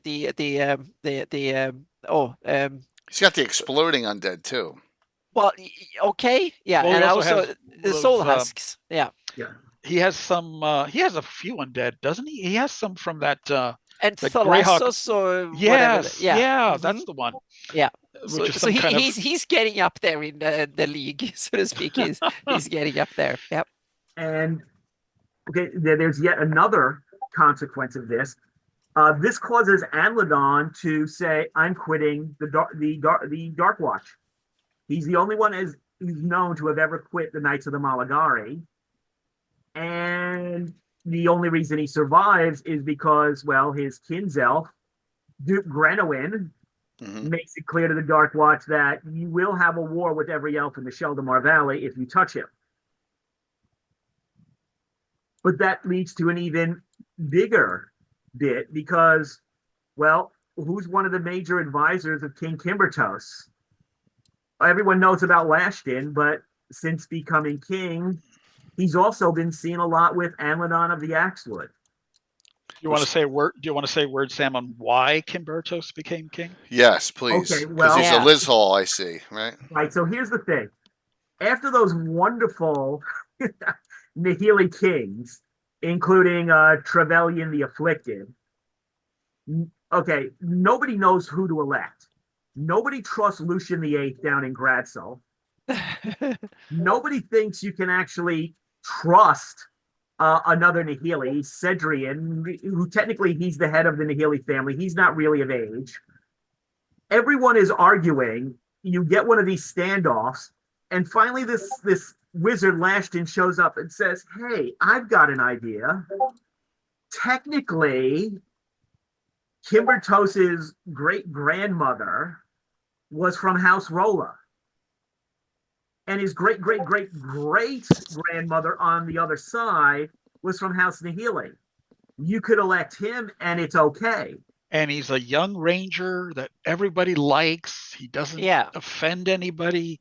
He's your Aragorn type, you know. Well, the thing is, but he's not even an Aragorn. He lives far from the capital. Right. He's a complete hick. He will do nothing. Hey, you said it.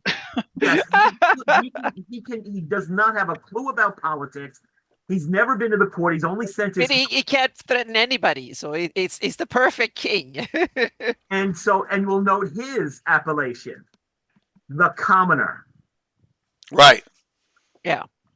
And so, but again, like I say, you get these Shakespearean level tragedies.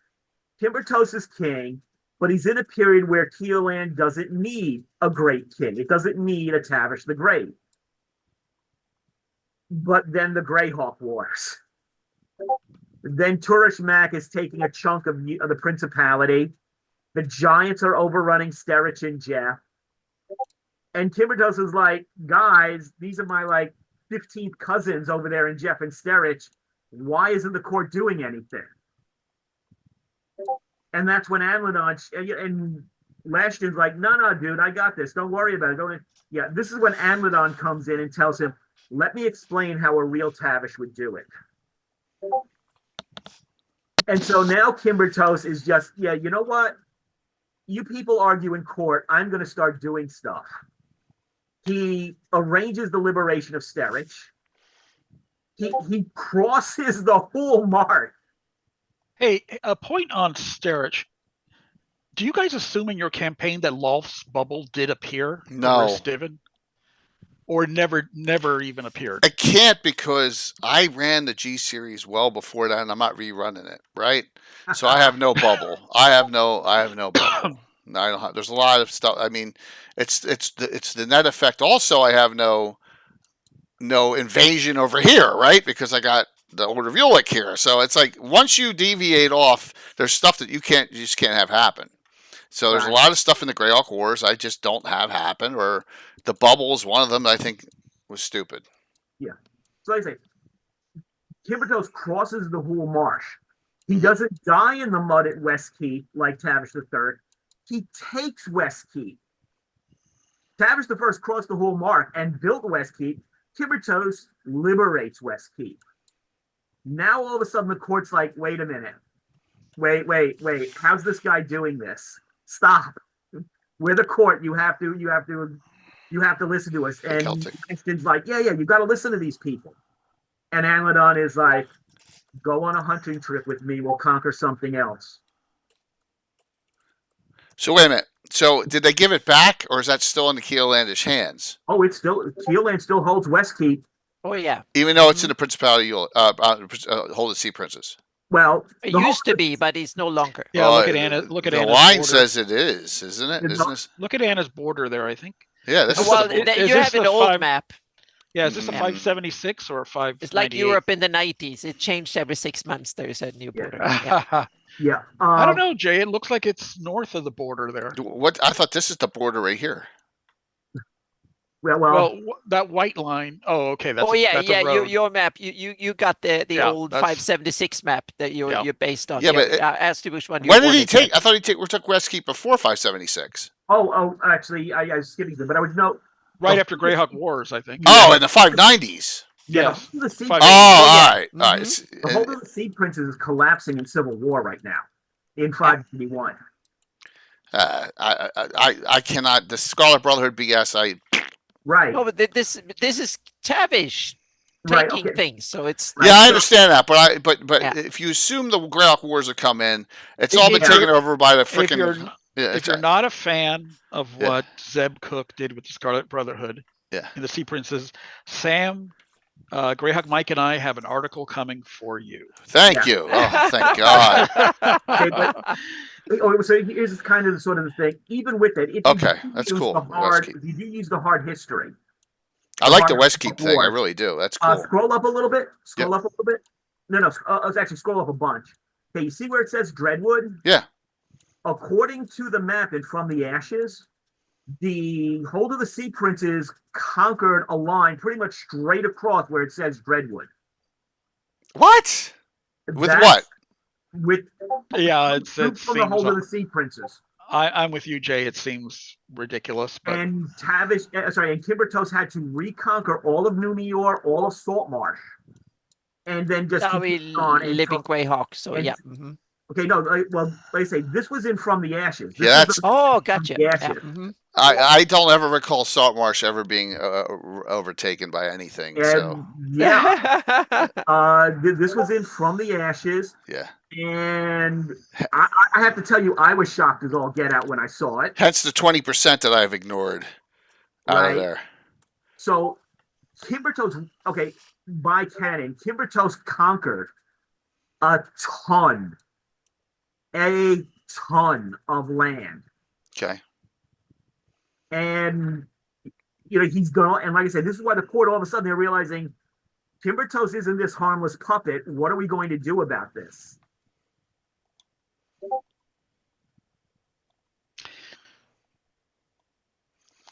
So, okay.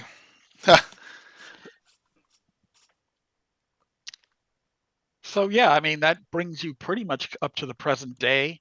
Wherever your present is, between Yeah, 576 if and you- 600 or whatever, you know.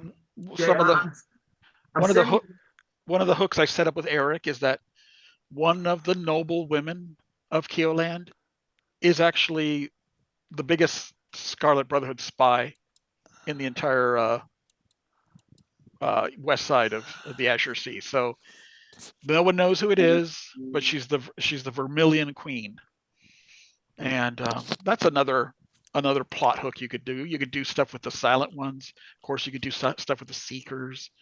Yeah, I'd rather go that route than go. I just Scarlet. I can't stand Scarlet Brotherhood over here. I can't. But Jay, I think the Scarlet Brotherhood works best as a secret organization, Yeah. a spy network, but Which I'm okay with. yeah, Jay, I sent the map to you from the Ashes on Discord. Okay, hold on.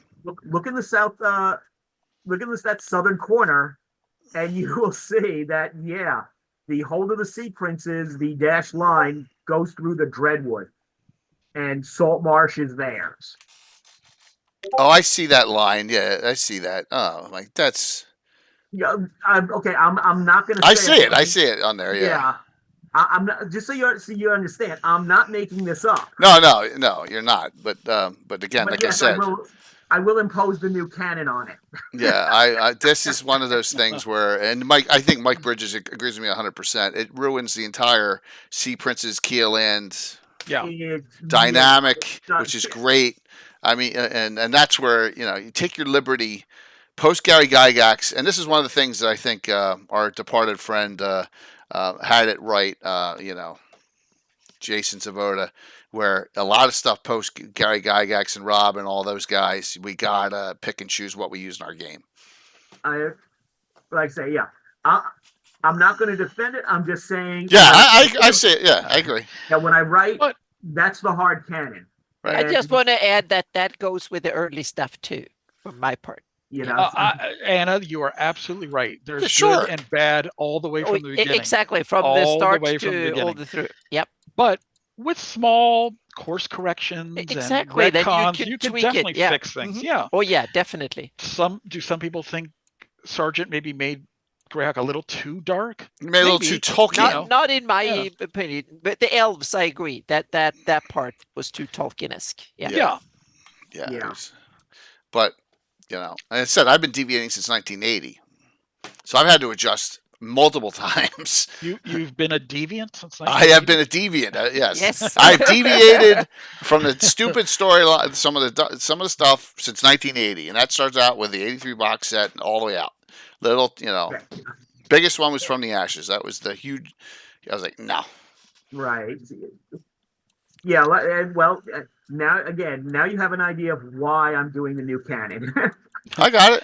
I mean, it's funny how, and this is something that all DMs should keep in mind. I mean, it's funny how the Sheldomar went from one of the blankest slates now to one of the areas with the deepest lore or a lot of possibilities. Yeah. And it really just takes a person spending some time there, doing some work, doing some writing. Look what Mike did to Uhl, Again, a place with very little lore. I guarantee you, I'm going to have your brain just stroke right now, Gary. Mm-hmm. You are discounting everything that Greyhawk Reborn has done. They have Keoland breaking apart. Well, I wouldn't say discounting. I'm just ignoring it. No, but they are ahead in the timeline. But still, they are ahead in the timeline. Yeah, so it's you just a adopt it or this skip material. It. Yeah. I'm not a big fan of designers moving the timeline very much. Right. I prefer the material to be broadened and deepened rather than, because you get in this loop where you're constantly having to advance the timeline in order to get more material generated. Yeah, but I need to defend Greyhawk Reborn a bit, because Greyhawk Reborn is not someone who published content for others to It's their own use. campaign. Right. It's look at it like your home campaign, but Yeah. for lots of people. So to Absolutely. speak. Yeah, So Absolutely. a bigger project. Yeah. Yeah. So that means that they do what we all should do, so to speak, run our own games, but they do it with lots of people. Yeah, and there's nothing wrong with that at all. But I'm just saying that it's not something that you want to adhere because if you it's going to screw your if you immediately implement something like that, I mean, it's going to completely change your But entire. Gary, I totally agree. Your view, that's how I want to do it too. For what I do, I want to deepen and build on what's there, correct things and tweak things so I think it works better, and then if you look at the living version, if you look at the Living Greyhawk Gazetteer, it doesn't spend a lot of time talking about present issues, or trying to propose. We actually I think we left the LGG in the same year that Roger Moore left Tab. Like we're still in 591. So we didn't really advance the timeline. What we did was we broadened the material, deepened the history, created a bunch of hooks, because that stuff is like your fertilizer for new ideas and new adventures. And one of the reasons I can't, Jay, look at Greyhawk Reborn is because of the next graphic, which you should pull up. Right there. I see it on the corner. So everything everything I've been talking about tonight with Sam is going to appear in a new gazetteer that we're putting together. Yay! So I like to call this the missing gazetteer that could have come out in the Sargent era if it had continued, right? He did Marklands, he did I Use the Evil, he did Ibid the Undying, but we never got that gazetteer for the Sheldomar Valley.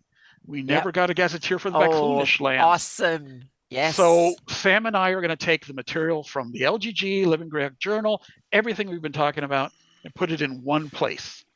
It might be a couple hundred pages by the time it's done. You may have to add someone into the width as well, too, if I'm going to supply some of my stuff there, Gary, right? Oh, yes. If there's Altamira, we'll definitely... or details on the Hateful Wars, I'll do that, too. Absolutely. Or I think it would be cool to have info about how these jousts are really conducted in the campaign. Yeah. Could do that, too. I've already got 40 or 50 pages written, so... Wow. I think it's awesome. The new canon never sleeps. This is the stuff that hurts that... Well, maybe it's better off. We're doing it, not someone that works for Hasbro. You know what I'm saying? I think that's that's the exciting thing. It's not their business model anymore. No. They don't have anyone on staff that's really capable of doing it, in my opinion, or wants to. I mean, they're really no fans. Or being allowed to. Yeah, or be allowed to. I mean, Greyhawk would need a champion that's in the company for you to get something even remotely like this, and they just don't exist anymore. I don't know if we're aged out. Are we too old now? But hey, we know that something is happening this fall, that Greyhawk will get a shout out, at least from WotC. Maybe the people who are introduced to Greyhawk will go online, Google it, and start to find. That's the whole point about everything. We got to keep this rolling out. Yeah, absolutely. They'll find your Twitch channel. They'll find all the publications, all the media that's going out. So, yep. We're getting too old, Gary? No, we're not too old yet, Patrick. Not yet. Not yet. Well, even if we're getting too old, we will become liches and talk about Greyhawk until our phylacteries run out of energy. No, I think it's going to be it's an awesome put together piece. It really has some great things that everyone can utilize and have over different time frames. I would suggest having a 569, 576, 581, 591 reference points, where everyone can start, because campaigns start at different times, right? Just absolutely. I think all Greyhawk works should kind of acknowledge that. Yep. But yeah, everything we've talked about tonight, the timelines of kings, maps, they're all going to go into this book. It's so wonderful. All collected in one place. Yeah. No. BB, I guess we're not talking in GaryCon next year, are we? Because if you were, it would be great to get hand out at GaryCon next year, a couple copies at a time. We're talking about next year, but we're probably not talking about GaryCon because that's pretty early in the year. Okay. But all right. Okay. But yeah, sometime next year, I think. Yeah. And yes, if we can facilitate you printing a hard copy for yourself, we'll definitely help to get that done. Yeah. We're not, PDF but of course, and, yeah, we're not going to sell it, but you can print your own. Absolutely. But those cool handout copies are like collector's items at every GaryCon with all the, it was just really fun. People are like, oh, what do you got this year? So we're gonna have even more people there next year than we did the past year. So we should try to get some copies in Jay's hands for giveaways. Yep. So if you sign up, definitely might win a few. Definitely. Even though I can't do any shout outs tonight, but yeah, absolutely. It's a great idea. I mean, a wonderful, wonderful idea for you that you guys have come up with. Here, real quick, I want to show a couple things that Len did. Remember, this is a Lenism for Axewood. This is all one of the last things I can remember he gave me. Right, Anna? He did the. It's added on the. If it's not added, it will be on the last version of the maps. Not all of it. Okay. There's some of it that seems to be kind of contradicted to everything else. Right, but it's just it was one of those things. I've added an homage to it. It's coming. Okay, and then of course, with his charts. He's got names of specific elves. The Excel spreadsheet. We should have an honorary Len spreadsheet should be included in every project. So yeah. Yeah, definitely. And the cool thing is, I know we probably went over this the first time we discussed this, but you have the Keeland article from Living Greyhawk Journal. This is pretty easy to find in PDF and a download just by itself. But it is, yeah. Yeah, this one. But Gary, we've had requests if we can take the maps and this and pop this into Cannon Fire at the end of this, so people can down. I know Lomas was looking at them, a couple other people. Throw them up into that would be great. Yeah. Eventually, all that material will be in the new Gazetteer, but expanded way beyond your imagination. Right. He'll be way too much lore that you'll. Hey, if it's the size of Ivy the Undying, I'm sorry, Ivy the Undying. I mean, that thing's so huge. Yeah. It's that size. That's great. It's just more stuff to always find tidbits in, and that's a great. Oh, Len had this treant listing. He has the actual look. He has all the named all the treants in Axewood. The individual treants. Oh yeah, absolutely. He was another thing that we got from him. Wonderful stuff from him, and this is just crazy, Sam. I know it's a lot of stuff you talked about, but all these dates in here on this timeline. I'm assuming this will all go in the book too. Yeah. Beyond, yeah. Have to. But it goes on and on and on and on and on. It goes out to 591, right? You stopped at being a Living Greyhawk because a lot of people say that that's not canon, that's not published source. So, and I want to make it really DM friendly, so we're gonna pack this with adventure hooks. Yeah, definitely. Maybe even go as big as those adventure cards for a few of the adventures, but Sam, relink the three Cannon Fire articles. Lomas, they're right here. All in 3 Cannon Fire articles too. So he's going to ring. I'm sorry, Gary. What was that? No. Just that. We're gonna really make this useful for DMs. Excellent. Take me a moment to open them again. No problem. And it will include everything in the Living Greyhawk Journal for Silent Ones as well. Maybe I'll have to reveal some of the Silent Ones secrets finally. That'd be great. As Sam likes to say, they rot if you don't use them. Yes, well. Well, Vecna takes them. Yeah. Mm-hmm. They rot, yes. What I mean is people turn them into lawn grinder. Right. So I mean, it isn't Carl's fault, but he set up such a cool hook for the Doom Grinder that you knew someone had to do something with it, but they picked the wrong thing to do with it. Yeah, well, I'm still working on that in my I got too many long-term plot arcs going on. I don't know if you saw the show where I did. Now I'm up to 28 adventuring groups. It's a counting all the special. Wait a minute. How many of them are active? 28. So all of them have run an adventure in the last year, would you say? I'd say within the last 2. Wow. Okay, that's Yeah. still impressive. Yeah, 28. Oh, and Not I counting love- all the individual Order of Ulick members that are high level and all the other stuff. Yeah, go ahead. I'm sorry, Sam.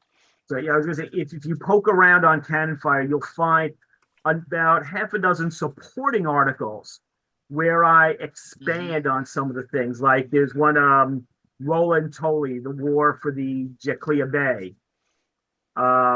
They're the earliest versions I did of things that later appeared in Vecna, Genesis of a Legend, the war against the Yahites and Tyrus, which I greatly expanded for Vecna. Things like that. So I wrote. Yeah, there's definitely gazetteer style articles coming in Visions on Gradsol and Toli and Monmerg, Narisban. So the next one's the Underdark issue, right? That's right. Okay, all right. So what else? Does anyone have any questions in chat about the Sheldomar before we go on to, I'm assuming, an extensive amount of shout outs tonight? Treant names? Yeah, the Treant name. Lomas, I'll put that stuff in your, I'll put these in your Discord, okay? I'll give you this stuff from Len, all right? It's no problem. Yeah, I have no problem giving that to you. So Len wanted it to be utilized. I pulled it back. I was like, wow, I forgot about that. Just the great stuff that Len did. Any other questions? 20 adventure groups and Jay remembers every character name in the last 10 dice rolls. Jacko, let me not as I get older, I start losing some of the concentration there. And we have individual miniatures for almost every character too. So it's just crazy painted. It's nuts. It really is nuts. And we got this new group, and the name is just, I don't even remember what they call themselves. They call themselves after the first animated undead horse that the Necromancer animated during an adventure. So, I mean, just looks like, really? So, Orc Skull, what's up? And my shout-outs are not working, so I am sorry for not popping up. So we didn't hear it. Yeah, something weird is going up on here. I really appreciate that raid in. Let me shout you guys out manually because who knows what's going on. It's crazy. Yeah, please everyone give him a follow. Thank you so very much. I spelled that wrong. I spelled it wrong. Works. No, I spelled it wrong. I spelled it wrong. Shit. Isn't it great when things aren't working? Yeah. So, what other questions does anyone have? We're doing well. Thank you so very much. Giveaways coming up. I can't shout that out either, but we're doing a Classic D&D reprint giveaway. Something like this. One of the great treasures of GREYHAWK, or I have a Marklands. I have an original folio. So one winner will get that. That's still working. So exclamation point drawing to get into that. Yep. Who's this Gary character? He's combing his hair, Curtis. That's a joke from Weird Science. So I know. No other questions? Wow. Hope you enjoyed this.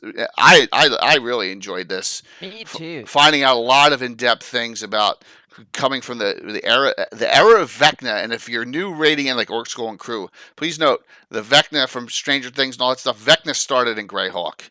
Vecna was a true GREYHAWK bad guy. Flan. And he started in the Sheldomar Valley. Sheldomar in the Sheldomar Valley, which we were talking about tonight. Tonight's topic. Yeah. Yeah, and it's just showing all the history of coming up through those time frames. It is a wonderful thing, I would do the reverse. I would ask the community, "Hey, anybody want to come up with a ruins of the Rotted Tower adventure? What is where Vecna once lived? What's there?" I know that could be an epic adventure. So my I've done one historical. I want to do historical on being at the Battle of Emerald Meadows. I want to do something like that, right? I want to go back and do something of that Rotted Tower and just see how epic that was. I'm assuming that gets sieged just like in Lord of the Rings, right? It's probably something of that level. Oh Well, yeah, well, more magical though. Yeah, yeah, but still, I mean, it would just it'd be great to run something like that in a historical scenario. So you run Orc Skull. You run 4 campaigns of Greyhawk per week. Wow. Wow. So we need to talk, man. We got a con coming up, man, and I just followed you. So we Virtual Grad Con 5. I can't shout it out. So will someone please link virtual. You know what? I can do this manually. We have a con where the signups are starting for the events, and it's our 5th annual, starting Saturday, including my annual Grand Joust of Altamira. There you go. There it is. Check it. Thank you. Thanks, Rob, for doing that too. And we got a whole bunch of games coming in from Greyhawk Reborn and all them. And I appreciate the follow. And even that follow is not working because normally it would pop back up. Yeah, it's not. I saw you just followed and it didn't even respond. So that's all right. Living in Spain is fine because there's room for, if you're streaming, there's room for late night streams, early morning streams here, late night. So there's plenty of room. All right, so why don't we do some shout outs here to see what else is going on, and then we'll, this weekend is Labor Day weekend, so we'll talk about that in a second. So, Anna, what's going on with you? I'm still. This is the last week of my commission exile into commission land. So finally, I'm been working in Photoshop while we've been doing this, and so I will be back next week. Then that will be back into home to Greyhawk and do Patreon stuff and all that, so to speak. So I have probably about 10 posts that are half done. And a lot of it I'm not going to post right now. I'm going to save some of the goodies for the virtual Greyhawk Con, for the convention and stuff. But there will definitely start being something, because this commissions, I haven't done a big commission in 4 years, and I didn't realize half the job it is. But I'm finally getting there. The deadline is Friday, I think, so or like Sunday or something. So I need to work really hard. But that will be to get it done. There will be a mapping stream on Friday because I need some vacation back into Greyhawk again. And so, yeah. And then from next week onwards, there will be new stuff from Shieldlands and new stuff on Hawktails and some other stuff, more heraldry and stuff, and more GIS updates. I have a couple of new GIS maps I need to do, and a crit wall map update too. That's fantastic. So you're on Friday night, definitely. Yep. Okay. Mm-hmm. All right. Yep. That's very cool to hear on Anna's channel. She will be on Friday nights, which is and I'll great. post my link to my Patreon blog here. Yeah. I think Greyhawk. That's how you say it in Spanish, isn't it? Because it's a proper name. Oh, okay. I was thinking. I don't know. So it's a good point. So it's also 6-hour difference there, so it's pretty late there. Is it 5 or 6 hours? 5. So it's 2 a.m. there. Where you it is must be in Spain. 6 hours. Yeah. 5 or 6. Yeah. Mm-hmm. All right. So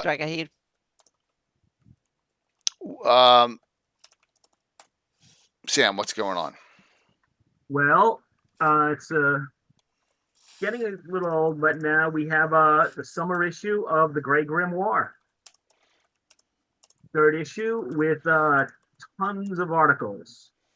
More 47 pages of more Greyhawk fun. You had all your time with Visions, so now we got even more Greyhawk fan articles for you. And so that's me. I mean, I am in there, but that's just a general thing. Definitely good. For me personally, I have that. My next TNC product, Human Cultures and Population Origins of the Flanays, because I was never thrilled with how the Flansul Arid descriptions went. Right. Reset. It contradicts a lot of the history, a lot of the migrations. So I redid it. However, this is kind of a special project because as I was doing it, I kept asking for input, and I got so much from Paul Luby, from Paul Jadzeka, Arthur the Cleric, and even some from GREYHAWK Mike, that instead of just putting their input in little parentheses, I actually did the entire write-up a second way. Their version is closer to the canon version of the LGG. Mine is the new canon Divergence, really rewriting stuff. And it sounds like it's probably different from Rich's, because Rich has already done this, right? Yeah, I mean, the thing is, Rich's again is more canon. Mine, Okay. Another direction. However, I also added a ton of cultural notes. Okay. Breaking up the Flanays into different cultural regions, putting a few notes, little alignment about them, their motivations, what other cultural influences they have, to really expand on each area. And the section on the Sheldomar there will of course wind up in the Sheldomar Valley gas. So that this one has come out as a joint project. I actually got enough input, and it's like, yeah, okay, my stuff is so far off. Let me put two versions out, because those guys really contribute a lot. Great. Really a lot. I was very happy with that.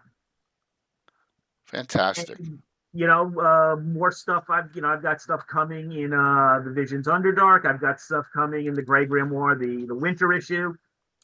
And I'm going to have, I think I'm probably going to get my Ancient Timeline edited, and that'll be a new canon release at the Grey Grimoire site. Sounds like you got your hands full like usual, man. Yeah. You're always doing something, which is really fantastic, and appreciated. So, Sam, I appreciate you coming on, and what a great discussion, and some really great detail on things I'm so happy I know now. So, definitely. Yeah, thank you so much, both. Yeah, but Gary, what do you got to shout out? Well, a ton of stuff, but I'm just going to focus on Visions 4, which is the Underdark special, because it's going to be out pretty soon, way before Virtual GREYHAWK Con. So it's this thing is going to probably end up being almost 150 pages. It's okay, but it's got 3 articles from Roger Moore. It's got articles from Alan Grodog. It's got articles from Eric Boyd, an entire new Drow City from Eric Boyd. So beautiful. It's going to be chock full of Underdark stuff, and I'm going to try to lay it out as beautifully as the last Visions, if not more. And it will include a 2-page spread by yours truly, which is an entire map of the Flannis Underdark. Wow. Yeah, with annotations and descriptions to follow. So, cannot wait. Well, I appreciate it. Thank you so very much for coming on, Gary. What a great discussion tonight. A lot better than our first time. I'll just hop on, so I don't have to type. Yeah, GREYHAWK Mike was blown away that day. Yeah. I went to go rewatch it this weekend when you asked me, and I said, wasn't I on the Sheldomar show, or was it a Keoland show? And it turned out it was exactly called the Sheldomar Valley 4 years ago. So lots have happened since then. Oh, absolutely. 4 years ago, So Orc Skull, I mean, the lore is here. The legends are here. Gary Julian wrote his name's right on the front cover of Living GREYHAWK. This book right here, who's on right now. So just so you're aware, right? There you go. With Gary first name even before Eric Mona. So there you go. So and Eric's on a lot, and Luke Gygax, and I have Ed Greenwood's a big contributor to GREYHAWK, if you can believe that. We got a lot of great people here. So all right. Tomorrow's game. As you all know, I did my best last week to put the beginning front of The Secret of the Slaver Starcade on my table, right? And then my guys proceeded to have some of the worst tactics I've ever seen in my life. Okay, it was brutal. I mean, it was like they were all Bill the Master Crafter wasn't there. I'm sorry if I'm bashing any of you. You guys are in chat, but it was awful. I mean, I'm shocked they got through it. Yeah, it was nuts, Greg, wasn't it? It was just crazy what was going on. They were all like sleepwalking through it and all. So from this, this is what we'll be doing tomorrow. We'll continue it. We went a little different direction. This is this is a redo of it. It's because they've rebuilt it.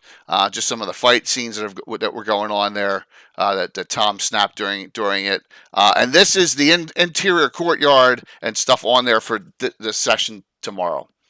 All right, and for Thursday night. Yes. So I got that part ready. It's the only way I can do it with playing tabletop miniatures. I cannot have that dungeon level is so huge. I can't put that out. So we're not going to get to that far. Thanks, Greg. I do my best with our style, but that will be the last stream of the week because normally my cabin's on Sunday, but I have a barbecue at my house Sunday, so I can't have. It's going to go into the night because of Labor Day. So the next stream after that will be Gabbin on Monday night next week, not Sunday. Okay, so just note. So there won't be any weekend streams this week. I had one last weekend. So it's 8 foot by 8 foot. Right here. It's 8 by 8. Yeah. It's 2 pieces of 4 by 8 phenolic half-inch board. I've had them for 30 years. But let me share this. Last thing I want to say is I appreciate it. I got 3 more events to approve. Let me just pop up the current event schedule. Lots of stuff here. It would help if I linked it so you could see it. Back. Okay. GreyHawk, I started off with the Lost City of the Soul on Thursday night. I will have my guys will be playing that with 3 signups, plus a very special guest will join us. That's all I'm going to say for that event. I'm not going to say who it is because then it'll get, so that's Thursday night. So we're starting on Thursday. We have also Darling Creepshows on Thursday night, and we got events running through the entire week. Ask the Experts, Roger Moore has confirmed, along with Malden and Joe Block and Alan Growy. So we got a nice lineup for that. We got some really great. And remember, you do not have to do a live stream.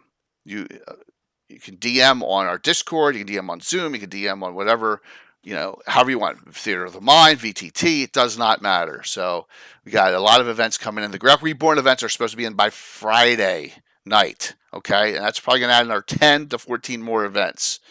So a lot of cool events. Yep, Folk and Myth, you are in here as well, right?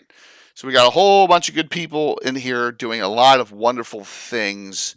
And lastly, here's yours, Vexing Hexter from Folk and Myth, a GreyHawk Adventure.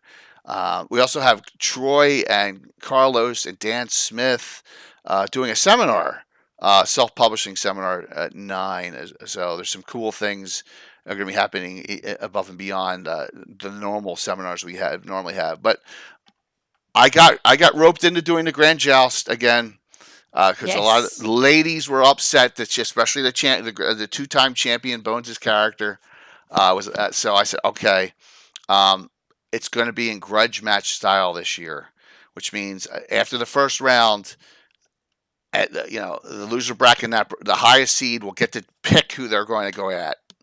So we're going to do it in grudge style. I'm not going to have it all seeded after that. We're going to, let them choose who they're going to fight. So we're going to get some rivalries going. I think it'll be fun. So we'll have another Grand Joust. Also, being a partner, I'm requesting the entire day of Saturday for stuff on my channel to be on the Twitch front page, just like the Hateful Wars 24 Hours was. Let's hope they approve it so we get the con highlighted on the front page. That would be awesome. So I'm going to work on, I'm going to request that September 1st when I'm allowed to.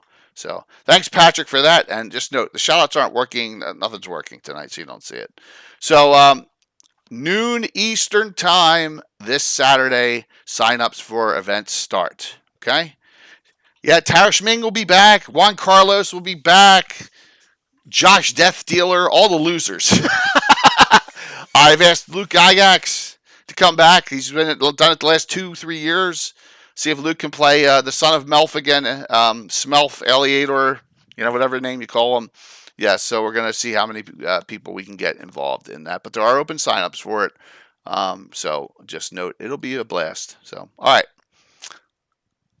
that's all right. Losing, hey, Patrick, K Ancient Gamer, and Antiquist, they lose every time almost. They never win. It's part of the fun of it. So when is what? Michael, signups are noon on Saturday, noon Eastern on Saturday. Sign up for events start. Okay.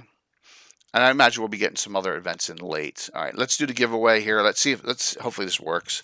Classic D&D reprint. Michael, I don't know what's if you're available. Just I don't know who I'm gonna have in as special guest right now. If you want to sign up, man, for it, and you want to be in on it, it's cool. Yeah, I got no issue with that, man. By the way, I haven't done it in a long time, so I'm going to raid into Stella tonight. She's got her GREYHAWK. She's got her GREYHAWK Patreon game, Ghost of Salt Marsh, running with a lot of people from the community in it. So I haven't raided into her for a long time, so I'm gonna raid into her. But let's do the giveaway here. All right, and thank you all for a great show. So Orc Skull, please reach out to me at some point. You know it's late at night, but I'm around. I'll be streaming tomorrow, but. Yeah, if you want to get involved, let me know. It would be great to have a European streamer doing GREYHAWK involved. All right, winner tonight is Wayne. Damn weirdo Wayne. Awesome, man. Congrats. Let me know what you want, and we'll go from there, and we'll get that out to you. All right, Gary and Sam and Anna, thank you. Absolutely. Thank you. Oh, And how can I forget this? The greatest player of Fritz Winchester will be playing tomorrow because Fritz is in that group. I won't be NPCing Fritz. So if you know anything about what happened to Legends and Lore, that person will be on tomorrow night playing Fritz Winchester. Yep. He just happens to work for the FBI. Fed. There's a rumor. Yes, so Fritz will be there. I guarantee you, yes. I guarantee it's going to drive Alan and my player Alec nuts. So it's worth it. So, yeah. All right, we'll see you all tomorrow night, 7:30. Everyone have a good night. Thank you. Am I getting the wrong button? Probably. All right, let's raid into Stella. Awesome. Oh, no. I gotta see what's going on with all my shoutouts, man. What a mess. They change stuff all the time, and it just screws. It just screws things up, man. Updates and I need to earn more money. Yeah. What's that? I need to earn more money, more profits. Change things. Yeah. Driving me crazy. All right, a whole 70. 5, 4, 3, 2, 1. We'll see you tomorrow night.